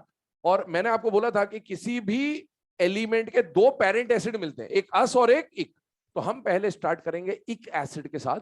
तो फास्फोरस का इक एसिड कौन होता है बेटा, फॉस्फोरिक एसिड। इधर ध्यान दो, लिखना बंद कर दो, सुनो ध्यान से, फॉस्फोरिक एसिड। और फॉस्फोरिक एसिड का फॉर्मूला आपको याद ही होना चाहिए, क्योंकि जब तक पेरेंट याद नहीं होगा तो आप डॉटर एसिड नहीं बना पाओगे। अब देखिए, फॉस्फोरिक एसिड का फॉर्मूला आपके सामने लिख दिया H3PO4। पहला क्वेश्चन तो यही आएगा कि भाई फॉस्फोरिक एसिड का फॉर्मूला क्या है, इस फॉर्मूले के एसिड का नाम क्या है, ये हो गया। दूसरा क्वेश्चन, आप ऑक्सी एसिड का स्ट्रक्चर तब तक नहीं बना पाओगे जब तक आपको उसकी बेसिसिटी ना पता हो। इसकी बेसिसिटी, जितने हाइड्रोजन उतनी बेसिसिटी। तो आप बताइए कितनी बेसिसिटी बेटा, 3। और दूसरा क्वेश्चन, अगर कोई बेसिसिटी 3 रखता है तो उसको हम लोग बोलते हैं ट्राई बेसिक या फिर ट्राई प्रोटिक एसिड। क्या बोलते हैं बेटा, ट्राई बेसिक या फिर ट्राई प्रोटिक एसिड बोला जाता है। तो कभी ये नाम आ जाए तो चलेगा। इसके अलावा आपको गिवन फॉर्मूले के लिए ऑक्सीडेशन स्टेट निकालने के लिए आ सकता है। और ऑक्सीडेशन स्टेट आप 2 तरीके से निकालते हो। एक तो एक्स वाला मेथड पढ़ते हो रेडॉक्स में और दूसरा स्ट्रक्चर वाला मेथड पढ़ते हो। एक्स वाली मेथड को मैं यहां पर, है ना, दोनों मेथड को अलग रखने के लिए मैं बोलूंगा एवरेज ऑक्सीडेशन स्टेट। क्या बोलूंगा? तो अगर मैं बोलूं कि इसका एवरेज ऑक्सीडेशन स्टेट निकाल दो, मतलब आपको एक्स वाली मेथड से स्टेट निकालना है, और स्ट्रक्चर वाली मेथड से जब निकालना होगा तो मैं बोलूंगा इंडिविजुअल ऑक्सीडेशन स्टेट निकाल दीजिए। क्या निकाल दीजिए? Individual oxidation. तो अभी आप देखिए इसका एवरेज स्टेट अगर हम लोग निकालें तो इसका एवरेज स्टेट कितना आता है बेटा? +5। क्या फास्फोरस की ऑक्सीडेशन स्टेट का रेंज -3 से +5 था या नहीं था बेटा? था। मतलब ये रेंज में है या नहीं है? है। चलिए आगे बढ़ते हैं। अब इसका स्ट्रक्चर बनाना है आपको। अब स्ट्रक्चर कैसे बनाए तो ध्यान सुनिएगा। फास्फोरस का ऑक्सी एसिड है तो P बना दो, ठीक है। अब क्या करेंगे तो ध्यान सुनिएगा।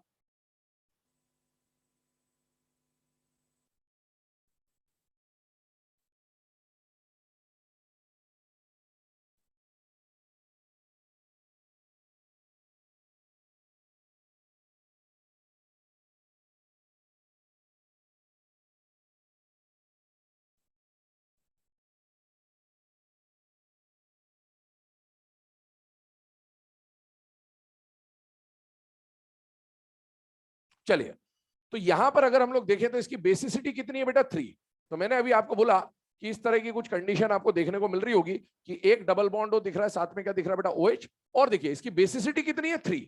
3 बेसिसिटी का मतलब है स्ट्रक्चर में कितने OH होंगे बेटा? 3 OH होंगे। तो एक OH यहां, एक OH यहां और एक OH यहां। ये स्ट्रक्चर इसका बन के आ गया। और आप देखिए सारे एटम जो थे वो सेटिस्फाई हो चुके हैं, मतलब ये इसका कंप्लीट स्ट्रक्चर। और ये तो आता भी आपको, इसमें कोई नई बात नहीं है। और सुनिएगा अगला पॉइंट क्या आता है। आपसे पूछेगा कि इस फास्फोरस का ऑक्सीडेशन स्टेट निकाल दीजिए। किससे? इंडिविजुअल स्ट्रक्चर से। आप जानते हो जब अभी आप लोगों ने पढ़ी रखा रेडॉक्स, तो EN के बेस पे देखते हैं। सिंगल बॉन्ड है तो +1 -1, डबल बॉन्ड है तो +2 -2, ट्रिपल बॉन्ड है तो +3 -3। और आप देखिए यहां पर प्लस उस पे आएगा जिसका EN कम है और माइनस उस पे आएगा जिसका EN ज्यादा। तो यहाँ तो ऑक्सीजन ही जुड़े, ऑक्सीजन का EN फास्फोरस से तो ज्यादा ही है। तो बेटा इस ऑक्सीजन पे आएगा माइनस और फास्फोरस पे आएगा प्लस। यहां से क्या मिलेगा बेटा? +1। यहां से क्या मिलेगा बेटा? +2। यहां से क्या मिलेगा? +1। यहां से क्या मिलेगा? +1। सबको ऐड कर दूं अगर तो +5 आ जाएगा। इसका मतलब ये हुआ, अब मैं यहां पर इंडिविजुअली ना लिख के सबको ऐड कर दे रहा हूं। तो आप देखो इस फास्फोरस का जो इंडिविजुअल ऑक्सीडेशन स्टेट है और जो एवरेज ऑक्सीडेशन स्टेट है, क्या दोनों बराबर है या अलग अलग है? बराबर है। आगे सुनिएगा अगला क्वेश्चन क्या बनेगा। अगला क्वेश्चन बनेगा स्ट्रक्चर के बेस पे कौन से बॉन्ड है, कौन से बॉन्ड नहीं है, कितने बॉन्ड है, कितने बॉन्ड नहीं है। तो नंबर ऑफ, पहला क्वेश्चन पूछा आपसे पीएच बॉन्ड कितना है? 0। दूसरा पूछा नंबर ऑफ पीपी बॉन्ड या पीपी बॉन्ड लिखूं या लिंकेज लिखूं, बात एक ही है, ध्यान रखिएगा ना। पीपी लिंकेज 0, फास्फोरस 2 है ही नहीं तो कहां से आएगा। अगला क्वेश्चन बनेगा नंबर ऑफ पीओएच बॉन्ड या फिर पीओएच लिंकेज 3, बेसिसिटी 3 है। अगला क्वेश्चन बनेगा number of P double bond O linkage 1। अगला क्वेश्चन बन सकता है नंबर ऑफ पीओ बॉन्ड या पीओ लिंकेज 4। 3 नहीं है, देख लेना स्ट्रक्चर आराम से। पी सिंगल बॉन्ड ओ दिखाया जो गया है ना, वो सिंगल बॉन्ड नहीं है, वो ये बता रहा है कि कितने पी और ओ आपस में जुड़े हैं। जब भी सिंगल बॉन्ड बना हुआ है उसको ऐसा सिंगल बॉन्ड ट्रीट नहीं करना है। उसको कहने का मतलब है कि ऐसे बताइए कि कितने फास्फोरस और ऑक्सीजन आपस में जुड़े हैं, क्योंकि जोड़ना है तो कम से कम एक बॉन्ड तो दिखाना ही पड़ेगा, मजबूरी उसकी। तो बेटा क्या ये और ये सारे फास्फोरस और ऑक्सीजन जुड़े हैं? यस। जब भी ऐसा बना है इसका मतलब है आपको सिंगल, डबल, ट्रिपल सब कुछ काउंट करके लिखना है। अगर उसको डबल या ट्रिपल पूछना होगा तो वो अलग से देगा, और या फिर उसको अगर सिंगल ही काउंट करवाने होंगे तो लिख के देगा फिर आपको कि इन structure of H3PO4 how many phosphorus and oxygen are singly bonded to each other, ऐसे लिख के देगा। तो फिर आंसर कितना होता? 3। लेकिन जब ऐसा रिप्रेजेंटेशन दे इसका मतलब वो सिंगल बॉन्ड नहीं पूछना चाह रहा है, वो पूछना चाह रहा है कि कितने फास्फोरस और ऑक्सीजन आपस में जुड़े हुए हैं। तो उसमें सिंगल, डबल, ट्रिपल सब आ जाएंगे। ठीक है, ये ध्यान रखिएगा। आगे बढ़ जाता हूं, ध्यान सुनिएगा। एक और पॉइंट सुने, इसमें खास बात जो है, आप नाम देखिए फॉस्फोरिक एसिड और इसका एक और नाम लिखा मैंने ऑर्थोफॉस्फोरिक एसिड। पहली बात, ये जो ऑर्थो क्या है? प्रीफिक्स है। ऑर्थो प्रीफिक्स पेरेंट एसिड के साथ यूज होगा। किसके साथ यूज होगा? पेरेंट। डॉटर अगर होता तो पायरो मेटा हाइपो परोक्सो दिखता। ऑर्थो डॉटर के साथ यूज नहीं होता, किसके साथ यूज होता? पेरेंट। लेकिन ऑर्थो हर पेरेंट के साथ नहीं लगा सकते। ऑर्थो प्रीफिक्स केवल उन पेरेंट के साथ लगा सकते हैं जिनका मेटा डॉटर फॉर्म एग्जिस्ट करता हो। कौन सा डॉटर फॉर्म? मेटा। और मेटा डॉटर फॉर्म एग्जिस्ट इसका करता है, और इसीलिए इसके पेरेंट के साथ क्या लगा सकते हैं? ऑर्थो प्रीफिक्स लगा सकते हैं। आपको सिलेबस में फास्फोरस, सल्फर और हेलोजन में से केवल फास्फोरस ही पेरेंट एसिड देंगे जिसके साथ आप ऑर्थो लगा पाओगे। सल्फर के साथ ऑर्थो नहीं लगेगा और हेलोजन के साथ भी ऑर्थो नहीं लगेगा। ठीक है, ये बात क्लियर रखिएगा। तो यहां पर आपको ये मिल रहा है, और क्यों मिल रहा है ध्यान सुनिएगा। मेटाफॉर्म केवल वही पेरेंट एसिड बनाएंगे जिनके पास कम से कम 3 हाइड्रोजन हो। कितना हाइड्रोजन हो? 3। क्यों? क्योंकि आप सोचिएगा, अगर आपने बनाया H3PO4 और मुझे इसका मेटाफॉर्म बनाना है, मेटा एसिड बनाना है, तो मेटा कैसे बनता है? एक मोल में से एक पानी निकाल के, इसमें से जब आपने एक पानी निकाला तो क्या बन जाएगा? HPO3। और क्या ये HPO3 एक एसिड है या नहीं है? तो ये मेटा एसिड बन रहा है। क्या इस पेरेंट एसिड का मेटा एसिड बन रहा है? यस। तो इस पेरेंट एसिड के नाम के साथ आप क्या यूज कर सकते हो? Ortho, orthoboric acid. कितना हाइड्रोजन? कितना हाइड्रोजन? इसका आप मेटा बनाओ, बनाओ ना, देखो, चेक करो क्या बन जाएगा। अबे ये एसिड थोड़ी है। तो ऐसा एसिड जिसका मेटा एसिड एग्जिस्ट करता हो उसके नाम के साथ आप ऑर्थो लगा सकते हो, लेकिन जिसका मेटा एसिड एग्जिस्ट, तो ऑक्साइड है, एसिड नहीं है, तो आप ऑर्थो यूज नहीं कर सकते। तो ऑर्थो आपके सिलेबस में केवल किसके साथ यूज हो रहा होगा बेटे? यहां पर अगर मैं बात करूं फास्फोरस, सल्फर और हेलोजन में, तो फास्फोरस के साथ ही यूज हो रहा होगा। स्टेटमेंट लिखवा दे रहा हूं, इसके बारे में लिख लेना कहीं पर साइड वाइड में। Ortho prefix, ortho prefix is used, ortho prefix is used with those parent acids, ortho prefix is used with those parent acids whose metaform exist in nature, whose metaform exist in nature, whose metaform exist in nature। चलिए आइए अगले point की तरफ move करते हैं। Second वाला जो आपको एसिड पढ़ना, अभी देखिए हमने एक पेरेंट एसिड पढ़ा, इक एसिड, और इसके अब हम क्या बना रहे हैं? डॉटर। इसके डॉटर फॉर्म में आपको पढ़ना है इसका पायरो, इसका मेटा और इसका हाइपो, तीनों पढ़ने हमें। तो पहले हम लोग इसका पायरो फॉर्म बना रहे बेटा। तो नेक्स्ट जो नाम आ रहा है दैट इज पायरोफॉस्फोरिक एसिड। अब देखिए पायरो एसिड बनाने का तरीका आपको बोला था, 2 मोल पेरेंट एसिड लेना है बेटा, और 2 मोल में से एक पानी निकाल देना है, बचेगा क्या? H4P2O7। तो ये फॉर्मूला बन के आ जाएगा पायरोफॉस्फोरिक एसिड का, H4P2O7। ध्यान सुनिएगा, अभी लिखना बंद कर दो, सुन लो पहले, है ना, पहले ये सारे केस कंप्लीट हो जाए तो फिर लिख लेना एक साथ। सबसे पहली बात, पायरो बना रहे हो बेटा, नाम में आपको पायरो दिखा, पायरो देखते ही समझ में आ जाना चाहिए पेरेंट है या डॉटर है बेटा? डॉटर। और पेरेंट कौन है इसका? Phosphoric acid. तो पायरो कैसे बनाओगे? 2 मोल पेरेंट एसिड में से एक पानी निकाला, जो भी फॉर्मूला बच रहा है उसको आप क्या बोलोगे बेटा? पायरो। कितने हाइड्रोजन थे? 6। 6 में से 2 निकाल दिए, कितने बचे? 4। फॉस्फोरस कितने बेटा? 2। फॉस्फोरस नहीं निकला तो एज इट इज आ गया। ऑक्सीजन कितने बेटा? 8। 1 निकाल दिया, कितने बचे? 7। एक बार बता दिया, बार बार डायरेक्टली कर दूंगा मैं। अब यहां पर पूछेगा अगली बात, बेसिसिटी, क्योंकि बिना बेसिसिटी के आप स्ट्रक्चर बना नहीं सकते। अब आप बताइए, क्या इसके पास कितने हाइड्रोजन है बेटा? 4। जितने हाइड्रोजन उतनी बेसिसिटी, जितने हाइड्रोजन उतनी बेसिसिटी। तो इसकी बेसिसिटी हो गई बेटा 4। और सुनिए, मैंने बोला जितने हाइड्रोजन उतनी बेसिसिटी, ये बात हर जगह लगेगी 4 एसिड्स को छोड़कर। कितने एसिड को छोड़कर? 4। और वो 4 एसिड कौन कौन से? ध्यान से देखेंगे, H3PO2, H3PO3, H3BO3 और H4P2O5। ये 4 एसिड है जहां पर ये बात वैलिड नहीं है, और उनके लिए आपको बेसिसिटी याद रखनी पड़ेगी, क्योंकि बेसिसिटी प्रैक्टिकली निकलती है। तो खुशकिस्मती ये कि बस 4 में एक्सेप्शन है, एक्सेप्शन बहुतों में हो सकता था। तो अपने को इन 4 को याद रखना। इसके अलावा कोई भी ऑक्सी एसिड आ जाए, जितने हाइड्रोजन उतनी बेसिसिटी। इसकी बेसिसिटी देखने में लगेगा कितना, हाइड्रोजन के हिसाब से देखो तो 3 3 3 और 4, लेकिन आप जानते हो इसकी बेसिसिटी कितनी है? 1। तो इसमें कुछ याद अलग से रखना नहीं, ये आपको पता है, कम से कम 2-3 तो पहले से ही पता है, और बी ये भी आप सिलेबस में पढ़ चुके हो। इसकी बेसिसिटी होती है 2। तो ये बेसिसिटी आपको याद रखनी है। अगर ये आ गए, और आप देखो फास्फोरस में दिक्कत है, फास्फोरस फास्फोरस फास्फोरस, सल्फर में दिक्कत नहीं आएगी, हेलोजन में दिक्कत नहीं आएगी, सारे एक्सेप्शन किसके ऑक्सी एसिड में, फास्फोरस में ही है। इसलिए फास्फोरस थोड़ा सा डिफिकल्ट है और इसीलिए इसको हम पहले कर रहे हैं। डिफिकल्ट इन द सेंस आपको बेसिसिटी याद होनी चाहिए। तो जितने हाइड्रोजन उतनी बेसिसिटी, किनको छोड़कर, इन चारों को छोड़कर। अब आप देखो ये वाला जो ऑक्सी एसिड है, क्या ये इन चारों में आ रहा है या नहीं आ रहा? नहीं आ रहा। इसका मतलब है जितने हाइड्रोजन उतनी बेसिसिटी। आइए आगे पॉइंट सुनते हैं। अभी मैंने आपको बोला, इसको देखो, स्ट्रक्चर को देखो, क्या ये हाइड्रोजन भूल जाइए, क्या ये Z2O7 टाइप का दिख रहा है या नहीं दिख रहा? बेटा दिख रहा। अगर ये Z2O7 है तो यहाँ कौन सा बॉन्ड मिलेगा? ZOZ। अभी स्ट्रक्चर बनाना मत, स्टेप गायब करी मैंने।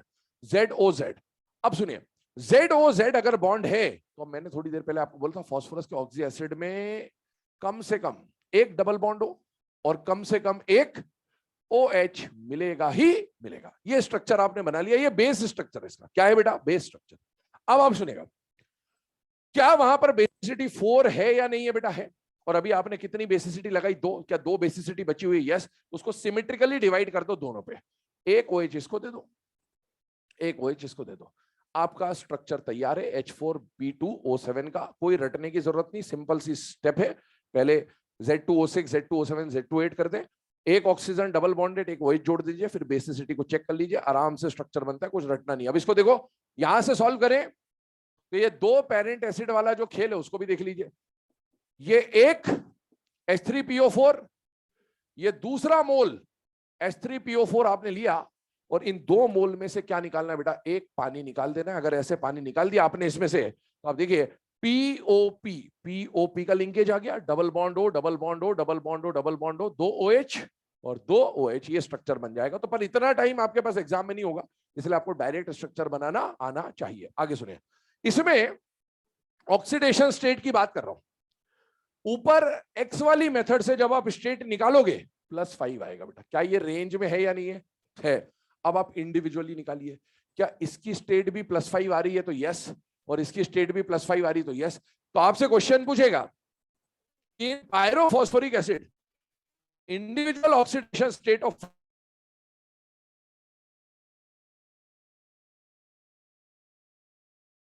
Equal to their average state. तो इस तरह के क्वेश्चन बन सकते हैं, ध्यान रखिएगा। अब इसमें अगला क्वेश्चन बनेगा कि भाई कौन कौन से बॉन्ड है या नहीं। तो सारे बॉन्ड तो नहीं लिख सकते बार बार, तो मैं एक दो केसेस लिख दे रहा हूं। यहां पर number of PP and number of POP linkage के बारे में बात करें तो बेटा यहां पर PP लिंकेज 0, लेकिन POP लिंकेज 1, क्योंकि अप टू O6 होता तो PP लिंकेज होता, लेकिन जैसे ही O7 आया तो कौन सा लिंकेज मिलेगा? POP। अब बताइए यहां पर PO लिंकेज कितने? PO लिंकेज 8, गिन लीजिए। PO लिंक 4 इसके साथ, 4 उसके साथ, तो टोटल 8 PO लिंकेज आपको मिल रहे हैं। अच्छा एक और बात बताइए, क्या यहाँ पाई बॉन्ड है या नहीं है? कितने पाई बॉन्ड है? पाई बॉन्ड के टाइप हमने पढ़े थे, पी पाई, पी पाई और पी पाई डी पाई। बताइए ये वाला पाई बॉन्ड कौन सा है?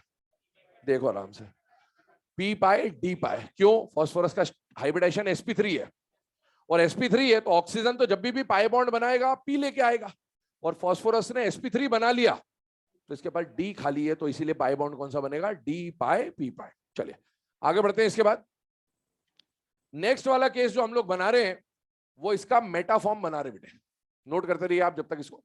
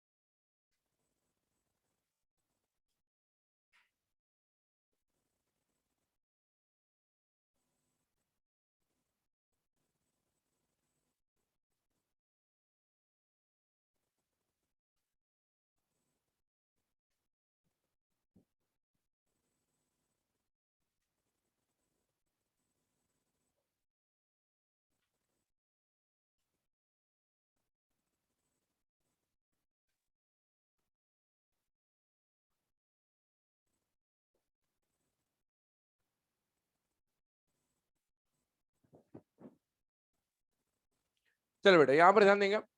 बाद के दो एसिड इसके बाद में, जो सेकंड के बाद में थर्ड और फोर्थ केस लिखे, इसके ऊपर डिस्कशन कर रहे हैं, ध्यान सुनना, ध्यान समझना। सबसे पहले आपको नाम दिया गया, कौन सा नाम दिया गया बेटा? Metaphosphoric acid. अब देखिए, अगर प्रीफिक्स में पायरो, मेटा, हाइपो या परोक्सो लिखा हो, मतलब आप समझ जाएंगे किसकी बात हो रही है, डॉटर एसिड की। और इसका पेरेंट कौन है बेटा? Phosphoric acid. अच्छा, मेटा फॉर्म बनाने का तरीका क्या था? एक मोल में से एक पानी निकालना। आप देखिए, एक मोल पेरेंट एसिड में से एक पानी निकाला, बचा हुआ फॉर्मूला क्या है बेटा? HPO3। क्या फॉस्फोरिक एसिड का मेटाफॉर्म एग्जिस्ट कर रहा है बेटा? यस, इसीलिए तो फॉस्फोरिक एसिड के साथ क्या नाम लिखा था बेटा? ऑर्थो लिखा था हम लोगों ने। आगे सुनिएगा। सबसे पहले बेसिसिटी की जरूरत पड़ेगी स्ट्रक्चर बनाने के लिए, और मैंने आपको बोला था जितने हाइड्रोजन उतनी बेसिसिटी। चार एसिड को छोड़कर, कौन से चार एसिड है याद होने चाहिए? H3PO2, H3PO3, H3BO3 और H4P2O5। क्या ये उनमें से कोई है क्या? नहीं। मतलब इसमें कौन सा कॉन्सेप्ट लगेगा? जितना हाइड्रोजन उतनी बेसिस। तो आपको दिख गया एक हाइड्रोजन एक बेसिसिटी, और आपने ऑक्सीडेशन स्टेट एक्स वाली मेथड से निकाली, +5 है, रेंज में कोई दिक्कत नहीं। आगे सुनिएगा। फॉस्फोरस के हर ऑक्सी एसिड में मैंने आपको बोला कि कम से कम फॉस्फोरस से एक डबल बॉन्ड हो, एक OH होगा ही होगा। और देखिए अब क्या बच रहा है? एक ऑक्सीजन बच रहा है। स्ट्रक्चर देखिए ऊपर, यहां देखिए, वहां देखिए, एक ऑक्सीजन बचा हुआ है। वो ऑक्सीजन किससे जोड़ते बेटा? फॉस्फोरस से। तो ये स्ट्रक्चर बन जाएगा किसका? HPO3 का। कोई भी नई चीज करने की जरूरत नहीं है। और एक बात यहां पर लिखी हुई है आपके सामने कि ये जो मेटाफॉस्फोरिक एसिड है, ये इसका मोनोमर बनाया हमने, बट ये मोनोमर अकेला एग्जिस्ट नहीं करता। ये हमेशा डाइमर, ट्राइमर या पॉलीमर के फॉर्म में एग्जिस्ट करता है। कौन सा फॉर्म में एग्जिस्ट करता है? डाइमर, ट्राइमर या पॉलीमर के फॉर्म में एग्जिस्ट करता है। क्यों करता है? कारण समझिएगा। इधर देखिए, इसमें कितने पाई बॉन्ड दिख रहे हैं आपको? दो। अच्छा, दोनों पाई बॉन्ड के टाइप बताइए। एक पी पाई और एक दूसरा डी पाई। शेल नंबर दोनों का 2323 है। याद करिए VBT, 2p पाई, 3p पाई और 2p पाई, 3d पाई। डी वाला झुका हुआ था, ओवरलैपिंग अच्छी होती थी। खड़े खड़ों में ओवरलैपिंग कम और झुके वाले में ओवरलैपिंग ज्यादा। क्या D पाई P पाई बॉन्ड स्ट्रांग होगा और P पाई बॉन्ड वीक होगा? तो इन दोनों में से मान लिया हमने ये D पाई है, ये वाला D पाई है, और ये वाला मान लिया P पाई, तो ये वीक है और ये वीक है, तो ये टूट जाएगा। टूट जाएगा तो पाई बॉन्ड टूटेगा, सिग्मा नहीं टूटेगा। पाई टूट गया, पाई टूटा तो ऑक्सीजन की एक वैलेंसी खाली होगी बेटे, और ऑक्सीजन की एक वैलेंसी खाली हो गई तो ऑक्सीजन ने अपनी वैलेंसी इधर बढ़ा ली, और इधर बढ़ा ली तो क्या ये आगे किसी अगली यूनिट से ज्वाइन हो सकता है बेटा? यस। और अगली यूनिट से ज्वाइन हुआ तो क्या बनाएगा? डाइमर। और अगला वाला जो आया वो भी ट्राइमर, पॉलीमर, ऐसे बनते जाएगा। अभी हम लोग केवल मोनोमर का स्ट्रक्चर यहां पर देख रहे थे, तो इसीलिए हम लोग इस तरह से बना देते, लेकिन ये मेनली किस फॉर्म में एग्जिस्ट होगा? डाइमर या ट्राइमर या पॉलीमर के फॉर्म में। हमें पढ़ना ट्राइमर है मेनली हमारे सिलेबस में। इधर देखिए, उसी की बात कर रहे हैं। यहां देखो, cyclic try Meta phosphoric acid. ऊपर हमने क्या पढ़ा बेटा? Metaphosphoric acid. और उसी मेटाफॉस्फोरिक एसिड का हम लोग क्या बना रहे हैं? डाइमर या ट्राइमर? ट्राइमर। और ट्राइमर ओपन है या साइक्लिक है? साइक्लिक। तो हमें साइक्लिक ट्राइमर बनाना। अब ध्यान सुनना, मेटाफॉस्फोरिक एसिड है HPO3, उसका ट्राइमर लिया तो 3 टाइम्स ले लिया। जितने हाइड्रोजन उतनी बेसिसिटी, बेसिसिटी विल बी 3। और सुनिए, मैंने अभी आपको बोला 3 फास्फोरस आ रहे बेटा, हर फास्फोरस के साथ एक डबल बॉन्ड हो, एक OH, एक डबल बॉन्ड हो, एक OH, ये बना दिया अपन ने। अब आगे सुनिए, ये वाला बॉन्ड टूटेगा। अभी एक ऑक्सीजन बचा हुआ है, इसके पास भी बचा है, इसके पास भी बचा और इसके पास भी बचा, और वो ऑक्सीजन पाई बॉन्ड तोड़ देगा। तो इसके ऑक्सीजन ने पाई बॉन्ड यहां जो बना था थोड़ा, तो पाई बॉन्ड तोड़ा तो खुल गया, पाई बॉन्ड खुल गया तो वो अगली यूनिट से ज्वाइन हो गया। इसका जो पाई बॉन्ड था टूटा तो अगली यूनिट से जुड़ गया, और इसका जो पाई बॉन्ड था वो टूट गया तो अगली यूनिट से जुड़ गया। तो ये स्ट्रक्चर बनेगा, और ये क्या साइक्लिक स्ट्रक्चर है यानी बेटा है, तो इसको हम लोग क्या बोलेंगे? साइक्लिक ट्राइमर ऑफ, है ना, मेटा फॉस्फोरिक एसिड। अब इसमें क्वेश्चन क्या पूछा आपसे? पहली बात तो ऑक्सीडेशन स्टेट निकालने को बोलेगा, +5 भी आएगा, जो वहां है वही आए, क्योंकि वो मोनोमर है, ये पॉलीमरिक यूनिट है। अब देखो पीएच लिंकेज कितने हैं? 0। पीओ लिंकेज देखिए, काउंट करिए। हाँ बहुत सारे। एक फास्फोरस से कितने ऑक्सीजन जुड़े? 4। तो 3 फास्फोरस से हो जाएंगे 12। POP linkage 3। तो इस तरह के क्वेश्चन आ सकते हैं। और आप देखो इसमें क्या 3 पाई बॉन्ड दिख रहे हैं या नहीं दिख रहे? दिख रहे हैं। पर सारे पाई बॉन्ड पी पाई होंगे, क्योंकि पी पाई वाला टूटा है पर डी पाई वाला स्टेबल है, तो वो बचा रहेगा बेटा। नोट करिए इसे।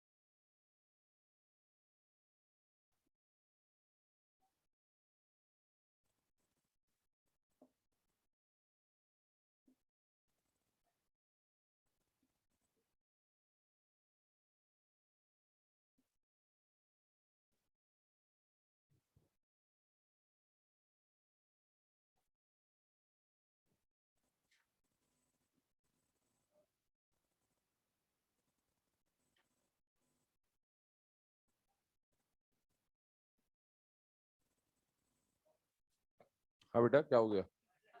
अब मैंने 2 बना दिए इधर, तुम क्या कर रहे हो इतनी देर से?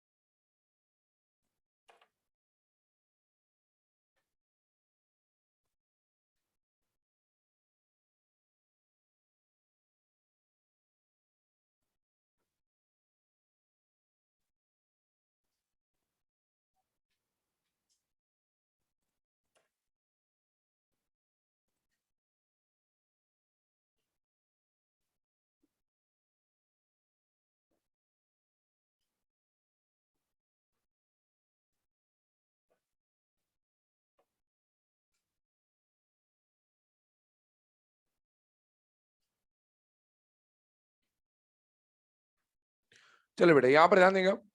4 एसिड और आपके सामने लिखे हुए हैं, फास्फोरस के जो रिमेनिंग 4 एसिड्स हैं उनके ऊपर बात कर रहे हैं जो सिलेबस में गिवन है। सबसे पहले हम लोग देख रहे हैं बेटा हाइपोफॉस्फोरिक एसिड, ध्यान सुनिएगा। डेंजर साइन लगा रखा है बेटा 2 एसिड पे, एक तो 5th नंबर पे और एक 7th नंबर पे ना, दोनों इंपॉर्टेंट है और इन्हीं में जनरली है ना ये ऑप्शन में दे देते हैं क्योंकि इसी में कंफ्यूजन क्रिएट होगा। अब देखिए पहले हम लोग 5th वाले एसिड की बात करें, हाइपोफॉस्फोरिक एसिड की बात करें तो ध्यान समझना बेटा, हाइपो बनाना है, ये डॉटर फॉर्म है और किसका हाइपो बनाना है बेटा? फास्फोरिक एसिड का। किसी भी पेरेंट एसिड का पायरो कैसे बनता है? 2 में से 1 पानी निकाल के। मेटा कैसे बनता है? 1 में से 1 पानी निकाल के। और हाइपो कैसे बनता है? 1 में से 1 ऑक्सीजन निकाल के। ध्यान से देखिए, अगर आप फास्फोरिक एसिड ले रहे हैं तो वो H3PO4 और 1 मोल में से अगर 1 ऑक्सीजन निकालोगे तो क्या बनेगा? H3PO3। हाइपो क्या है? पेरेंट है या डॉटर है? डॉटर। तो आप फास्फोरिक एसिड से, पेरेंट से उसका डॉटर बनाना चाहते हो, तो ये पेरेंट है, पेरेंट से आप डॉटर बनाना चाहते थे, लेकिन ये खुद अपने आप में ही फास्फोरस का पेरेंट एसिड है बेटा। फास्फोरस के 2 पेरेंट एसिड होते हैं, एक तो अस और एक, सॉरी एक और एक अस। तो ये अस एसिड है और ये एक एसिड है। तो पेरेंट में से पेरेंट डिराइव नहीं कर सकते आप। पेरेंट से हमेशा कौन डिराइव होगा? डॉटर। और इसीलिए आप यहां पर 1 मोल में से जब 1 ऑक्सीजन निकालोगे, बनना ये चाहिए, लेकिन ये खुद पेरेंट है और ये डॉटर नहीं है, इसीलिए ये वाला जो स्टेप है वो यहां नहीं चल पाएगा। अब आप देखो, आप 1 मोल में से डॉटर नहीं बना पा रहे हो तो आप क्या करोगे? इसी के 2 मोल ले लोगे। अब एक बात समझे, हम लोगों ने पहला वाला जो एसिड, देखो ध्यान से, कॉपी निकाल लो, कॉपी में पेज पलटो, फर्स्ट एसिड पे जाइए। फर्स्ट एसिड को हम लोगों ने क्या बोला बेटा? Phosphoric acid. और अगले वाले को क्या बोला? पायरो। फॉस्फोरिक एसिड जो है ना पहला वाला, उसमें एक ही फॉस्फोरिक एसिड है तो उसको बोलते हैं मोनोफॉस्फोरिक एसिड। क्या बोलते हैं? मोनोफॉस्फोरिक एसिड। कभी भी नाम आ जाए मोनोफॉस्फोरिक एसिड मतलब फॉस्फोरिक एसिड की बात कर रहा है। अगला वाला जो एसिड है पायरो, पायरो कितने मोल से बना? 2 से, तो उसको फॉस्फोरिक एसिड का पायरो फॉर्म भी बोलते हैं और उसको डाइफॉस्फोरिक भी बोलते हैं। क्या बोलते हैं? कभी आ जाए डाइफॉस्फोरिक एसिड, समझ जाइएगा किसकी बात हो रही है? Pyro phosphoric acid. मतलब जितने भी पायरो बनेंगे, चाहे पायरो फॉस्फोरिक हो, चाहे पायरो फॉस्फोरस हो, चाहे पायरो सल्फ्यूरिक हो या पायरो सल्फ्यूरस हो, उन सब के बदले हम डाइफॉस्फोरिक, डाइफॉस्फोरस, डाइसल्फ्यूरिक, डाइसल्फ्यूरस बोल सकते हैं। अब सुनिए इधर, इधर देखें नाम, यहां पर आपने मोनोफॉस्फोरिक एसिड से एक ऑक्सीजन निकाल के पेरेंट से डॉटर बनाना चाहा, पर डॉटर मिला नहीं, आपको पेरेंट मिल गया। तो आपने क्या करा कि मोनो से नहीं बना तो आप डाइफॉस्फोरिक एसिड ले लोगे, और डाइफॉस्फोरिक एसिड लेने का मतलब है आप क्या लोगे बेटा, पायरो वाला। दो पेरेंट एसिड तभी जुड़ेंगे जब उनमें से वाटर निकला होगा। तो पहले ये ऐसा नहीं कि डायरेक्ट यहां से ऑक्सीजन निकल जाएगा, ऐसा नहीं होगा, पहले ये जुड़ेंगे। तो अब मोनोफॉस्फोरिक एसिड के बदले आपने क्या लिया, डाइफॉस्फोरिक एसिड लिया, और डाइफॉस्फोरिक एसिड से आप क्या निकाल रहे हो बेटा, ऑक्सीजन निकाल रहे हो। डाइफॉस्फोरिक एसिड से ऑक्सीजन निकालो तो आपको क्या मिलेगा बेटा, H4P2O6। अब ये जो H4P2O6 आया, अब देखो बेसिसिटी की बात करते हैं, फॉर्मूला तो हमने निकाल लिया, बेसिसिटी की बात करते हैं बेटा। बेसिसिटी बोला था 4 एक्सेप्शन को छोड़कर H3PO2, H3PO3, H3BO3, H4P2O5, इन सबको छोड़कर जितने हाइड्रोजन उतनी बेसिसिटी। और आइए स्ट्रक्चर पे बात करते हैं, क्या ये Z2O6 टाइप का है या नहीं बेटा, है। अगर Z2O6 है तो बताइए कौन सा बॉन्ड मिलेगा, ZZ। क्या फॉस्फोरस के हर ऑक्सी एसिड में मैंने बोला एक डबल बॉन्ड O और एक OH होगा ही होगा बेटा, यस। और आप देखिए बेसिसिटी कितनी है, 4। 4 का मतलब है कितने OH होने चाहिए, 4। अभी बनाए कितने, 2। क्या 2 OH बचे हुए हैं, यस। और दोनों को सिमेट्रिकली डिवाइड करिए, तो एक OH इस पे ज्वाइन कर दीजिए, एक OH इस पे ज्वाइन कर दीजिए, स्ट्रक्चर बन के आ गया। इस स्ट्रक्चर में आपसे पूछा कितने पीएच लिंकेज दिख रहे हैं बेटा, 0। कितने पीपी लिंकेज दिख रहे हैं, 1। कितने पीओपी लिंकेज दिख रहे हैं, 0। और एक बात बताता हूं, ध्यान सुनना। फॉस्फोरस में यहां पर इस वाले केस में, 5th वाले केस को देखिए, ऑक्सीडेशन स्टेट फॉस्फोरस की कितनी है, +4। इससे पहले वाले जो 4 एसिड आपने पढ़े उनमें स्टेट निकालो, +5। एक लाइन है, क्या लाइन है, ध्यान से सुनिएगा। फॉस्फोरस के हर ऑक्सी एसिड में फॉस्फोरस के साथ कम से कम एक पी डबल बॉन्ड हो, एक पीओएच तो होगा ही होगा, ये हर जगह लगेगा, कोई दिक्कत नहीं है। फॉस्फोरस के 8 ऑक्सी एसिड तक ये बात वैलिड है। लेकिन साथ ही साथ अगर फॉस्फोरस की ऑक्सीडेशन स्टेट मैक्सिमम से कम हो, फॉस्फोरस की ऑक्सीडेशन स्टेट मतलब +5 से कम हो, क्या यहां पर कम है या नहीं है, है। इन सब में कम होगी। अगर फॉस्फोरस की ऑक्सीडेशन स्टेट +5 से कम है तो उन स्ट्रक्चर्स में पी डबल बॉन्ड OH तो होगा, इसके साथ साथ या तो PP बॉन्ड मिलेगा या फिर PH बॉन्ड मिलेगा, या तो PP बॉन्ड मिलेगा या फिर PH, दोनों साथ में नहीं मिलेंगे। उसमें कौन सा बॉन्ड मिल रहा है, तो उसमें PH नहीं मिलेगा, फिक्स है ये स्टेटमेंट। जब भी आएगा या तो सारे ऑक्सी एसिड 8 बनाने पड़ेंगे तब आंसर मिलेगा, वरना ये सुना होगा तो ही कर पाओगे, वरना तो फिर अगली बार के आंसर की में ही पता चलेगा कि ऐसा कुछ होता था। ध्यान रखिएगा। इधर देखें, ऑक्सीडेशन स्टेट +5 से जब भी कम होगी उस स्ट्रक्चर में PO-POH तो होगा ही होगा, लेकिन साथ ही साथ या तो PP मिलेगा या PH मिलेगा। क्या O6 में PP बॉन्ड होता है, यस। और आपसे पूछे कि क्या यहाँ PH बॉन्ड होगा तो आप डायरेक्ट बोल सकते हो कि PH बॉन्ड नहीं होगा। आगे बढ़िए, देखिए ध्यान से, इस पे आइए। अभी हम लोगों ने बात कर ली बेटा इक एसिड की, अब अस एसिड पे आ रहे हैं, ध्यान से देखिएगा। सबसे पहला जो इसका दूसरा टाइप का जो पेरेंट एसिड है वो कौन है बेटा, phosphorous acid. Phosphorous acid parent acid का फॉर्मूला आपको रटा होना चाहिए, तभी आप बाकी डॉटर बना पाओगे। तो फॉस्फोरस एसिड का फॉर्मूला क्या होता है बेटा, H3PO3। यहां पर फॉस्फोरस की स्टेट देखिए क्या है, +3। मतलब इस पे भी ये बात वैलिड होगी कि या तो PP मिलेगा या PH मिलेगा। बताइए इसमें फॉस्फोरस कितना है, 1, तो इसमें PP तो नहीं होगा, तो PH तो होगा। क्या देख के ही बता सकते हो, यस। इतना समझ में आना चाहिए। आगे देखिए, अभी इसका बेसिसिटी की बात करते हैं तो बेटा फॉस्फोरस के हर ऑक्सी एसिड में फॉस्फोरस से कम एक डबल बॉन्ड हो और एक OH होगा ही होगा। और आप बेसिसिटी बताइए, इसकी एक्सेप्शनल बेसिसिटी थी बेटा, इसकी बेसिसिटी कितनी होती है, 2। इसका मतलब है कितने OH होने चाहिए बेटा, 2। एक OH तो यहां बना दिया, एक OH यहां बना दिया। अब आप देखो स्ट्रक्चर देखो, एक हाइड्रोजन बच रहा है, और जो हाइड्रोजन बच रहा है वो इससे जुड़ेगा क्योंकि यहां पर ऑक्सीडेशन स्टेट +5 से कम है। तो या तो PP बॉन्ड मिलेगा या फिर PH बॉन्ड मिलेगा। कितना PH बॉन्ड मिल रहा है बेटा, 1। PO लिंकेज कितने दिख रहे हैं बेटा, 3। और PP लिंकेज नहीं होगा, अगर PH है तो PP नहीं होगा, ये बात कंफर्म है। और सुनिएगा, इसका नाम देखे ध्यान से, फॉस्फोरस एसिड ऑर्थो। क्यों बना ऑर्थो, हाइड्रोजन कितने, 3। और इसको एक और नाम दिया गया है फॉस्फोनिक एसिड। अच्छा, मैंने अगर ऑर्थो फॉस्फोरस लिखा है तो क्या इसका मेटाफॉर्म एग्जिस्ट करता है या नहीं करता है, करता है। हम पढ़ेंगे नहीं, सिलेबस में नहीं दे रखा, बट आपको पता जरूर होना चाहिए कि इसका मेटाफॉर्म एग्जिस्ट करता है। चलिए आगे बढ़ रहे हैं नेक्स्ट केस पे। एक और बात देखो, इसमें स्टेट का भी समझ लीजिएगा, वहां पर भी गड़बड़ी हो जाती है कई बार। वहां पर स्टेट आई बेटा +3, यहां देखिए इधर से फॉस्फोरस को क्या मिलेगा, +1। इधर से क्या मिलेगा, +2। इधर से क्या मिलेगा, +1। P और H का EN अप्रोक्सीमेटली सेम, शुरू से बोलते आ रहा हूं, बराबर नहीं होता, अप्रोक्सीमेटली सेम होता है। और फास्फोरस का EN स्लाइटली ज्यादा है, तो यहाँ ये -1 आएगा। जब आप इसको सॉल्व करोगे तो ये भी +3 वो भी +3, तो पीएच बॉन्ड में जो P होता है वो स्लाइटली मोर इलेक्ट्रोनेगेटिव होता है। आगे बात कर रहे हैं। अगला जो एसिड आ रहा है, इसी फास्फोरस एसिड का क्या बना रहे हैं, पायरो। सुनना, फास्फोरस एसिड है तो क्या बोलूंगा, मोनोफॉस्फोरस एसिड। पायरो है तो क्या बोलूंगा, डाई फास्फोरस एसिड। क्या बात समझ में आ रही है? ऐसा नाम आ जाए तो कंफ्यूज मत होना, है ना। अब आप देखो इसको बनाना कैसे, पायरो कैसे बनाना है, 2 मोल पेरेंट एसिड में से एक पानी निकालना है, क्या बन जाएगा बेटा, पायरो। पायरो का फॉर्मूला क्या आ गया, H4P2O5। H4P2O5 में जब आप स्टेट निकालोगे तो आ जाएगा +3। जितने हाइड्रोजन क्या उतनी बेसिसिटी होगी क्या, नहीं, ये एक्सेप्शन वाला केस है, इसकी बेसिसिटी याद होनी चाहिए 2। अब सुने, समझना बात को अब जो बोल रहा हूं बेटा। क्या यहां पर फास्फोरस की स्टेट +5 से कम है या नहीं है? है, मतलब या तो PP या पीएच, ये समझ में आना चाहिए। अब इसका स्ट्रक्चर जब आप एग्जाम में बनाओगे तो आप गलती कर सकते हो, और इसीलिए क्या क्या गलती हो सकती है वो पहले बता रहा हूं, ध्यान से देखना, लिखना मत अभी। पहली बात आपने देखा, क्या ये Z2O6 की रेंज में है या नहीं है बेटा, है। अप टू Z2O6 आप कौन सा बॉन्ड बनाओगे, ZZ का बॉन्ड बनाओगे। चलो मैंने बना दिया। अगर मैंने PP बॉन्ड बना दिया तो पीएच नहीं आ सकता। क्या ये बात समझ में आ रही है आपको? यस। अब फास्फोरस के हर ऑक्सी एसिड में फास्फोरस के साथ कम से कम एक डबल बॉन्ड हो, कम से कम एक OH आएगा ही आएगा। बताइए बेसिसिटी कितनी है, 2। क्या 2 OH लगा दिए मैंने? यस। तो मतलब अब OH भी नहीं आ सकता। अब आप स्ट्रक्चर में देखो क्या क्या बच रहा है, 2 हाइड्रोजन बचे और 1 ऑक्सीजन बचा। अब इसको आप कैसे जोड़ोगे, सोचो जरा, इमेजिन कर लो क्या क्या तरीके हो सकते हैं। एक तरीका हो सकता है कि सर एक OH बना दूं और एक H बना दूं, लेकिन जैसे ही मैं OH ज्वाइन करूंगा तो बेसिसिटी 3 हो जाएगी। ये मैं कर नहीं सकता।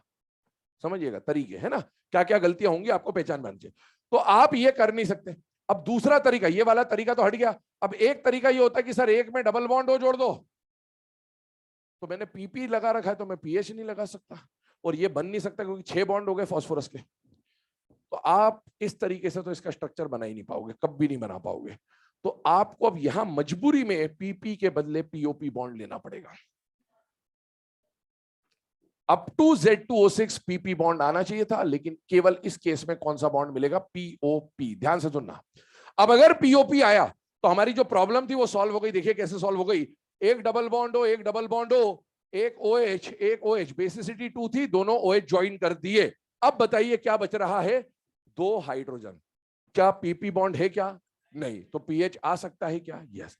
एक हाइड्रोजन इससे, एक हाइड्रोजन इससे, ये स्ट्रक्चर बन के आएगा। अब इसको आप वैसे भी बना सकते हो, इधर देखें, H3PO3 का स्ट्रक्चर क्या था, ये था इस तरह से, ये बना दिया एक H3PO3, और ये बना दिया हमने दूसरा H3PO3, और आपको बोला था कि 2 पेरेंट एसिड में से एक पानी निकाल दीजिए, तो आप इस तरह से भी निकाल सकते हैं। जब इस तरह से निकाला तो आपको क्या मिलेगा, POP। ये POP डबल बॉन्ड हो, डबल बॉन्ड हो, डबल बॉन्ड हो, डबल बॉन्ड हो, OHH OHH। आप ऐसे भी बना ले, लेकिन डायरेक्ट तरीका पता होना चाहिए कि यहां पर PP बॉन्ड नहीं आएगा, एक्सेप्शनल है। कौन सा बॉन्ड आता है बेटा, POP बॉन्ड आता है। तो इसमें PP लिंकेज 0, PH लिंकेज 2, और आपसे पूछे क्या नंबर ऑफ POP लिंकेज है या नहीं, बेटा है। ये एक्सेप्शनल केस है, बहुत इंपॉर्टेंट केस है, इस पे बहुत बार क्वेश्चन बनता है। तो POP लिंकेज आ जाएगा 1। आगे बढ़ते हैं। लास्ट वाला जो एसिड आपको पढ़ना है यहां पर, दैट इज हाइपोफॉस्फोरस एसिड। ध्यान सुनना, हाइपोफॉस्फोरस एसिड को क्या नाम दिया गया बेटा, फॉस्फिनिक एसिड। अब सुनो, हाइपोफॉस्फोरस एसिड, कौन सा तरीका बना रहे हो, हाइपो। सुनना, हाइपो बनाने का तरीका क्या था, 1 मोल पेरेंट एसिड में से 1 ऑक्सीजन निकाल दो। जब हमने हाइपोफॉस्फोरिक एसिड बनाया तो यहां 1 मोल से पहले हमने निकाल के देखा, पर पेरेंट से डॉटर नहीं मिल रहा था, पेरेंट से पेरेंट मिल रहा था, तो फिर हमने मोनोफॉस्फोरिक के बदले क्या लिया, डाईफॉस्फोरिक। पर यहां पर क्या मोनोफॉस्फोरस से ही काम चल जा रहा है बेटा, यस, क्योंकि ये पेरेंट नहीं है, ये डॉटर है, तो इसलिए यहां पर कोई दिक्कत नहीं है। इसका फॉर्मूला आ जाएगा H3PO2 स्टेट +1। क्या यहां पर PP और PH में से कोई एक ही हो सकता है, यस। PP होगा नहीं, मतलब कौन सा बॉन्ड आएगा, PH बॉन्ड आएगा। अगर PH बॉन्ड आएगा तो आप देख सकते हैं 2 PH बॉन्ड दिखेंगे बेटा इसमें, तो number of PH bond 2, state अगर आप निकालेंगे तो +1 आ जाएगा। बाकी सारी चीजें आपके सामने लिखी। बेसिसिटी इसकी एक्सेप्शनल है, अगेन कितनी बेसिसिटी है बेटा, +1। तो ये नोट कर लीजिए यहीं पर, है ना। ये सारे फास्फोरस के ऑक्सी एसिड जो है ये कंप्लीट होते हैं। इसके बारे में कुछ और बातें लिखी एनसीईआरटी में कि भाई जितने ज्यादा पीएच बॉन्ड होंगे उतना ज्यादा रिड्यूसिंग नेचर वगैरह वगैरह, बाकी वो कल डिस्कस करेंगे हम लोग।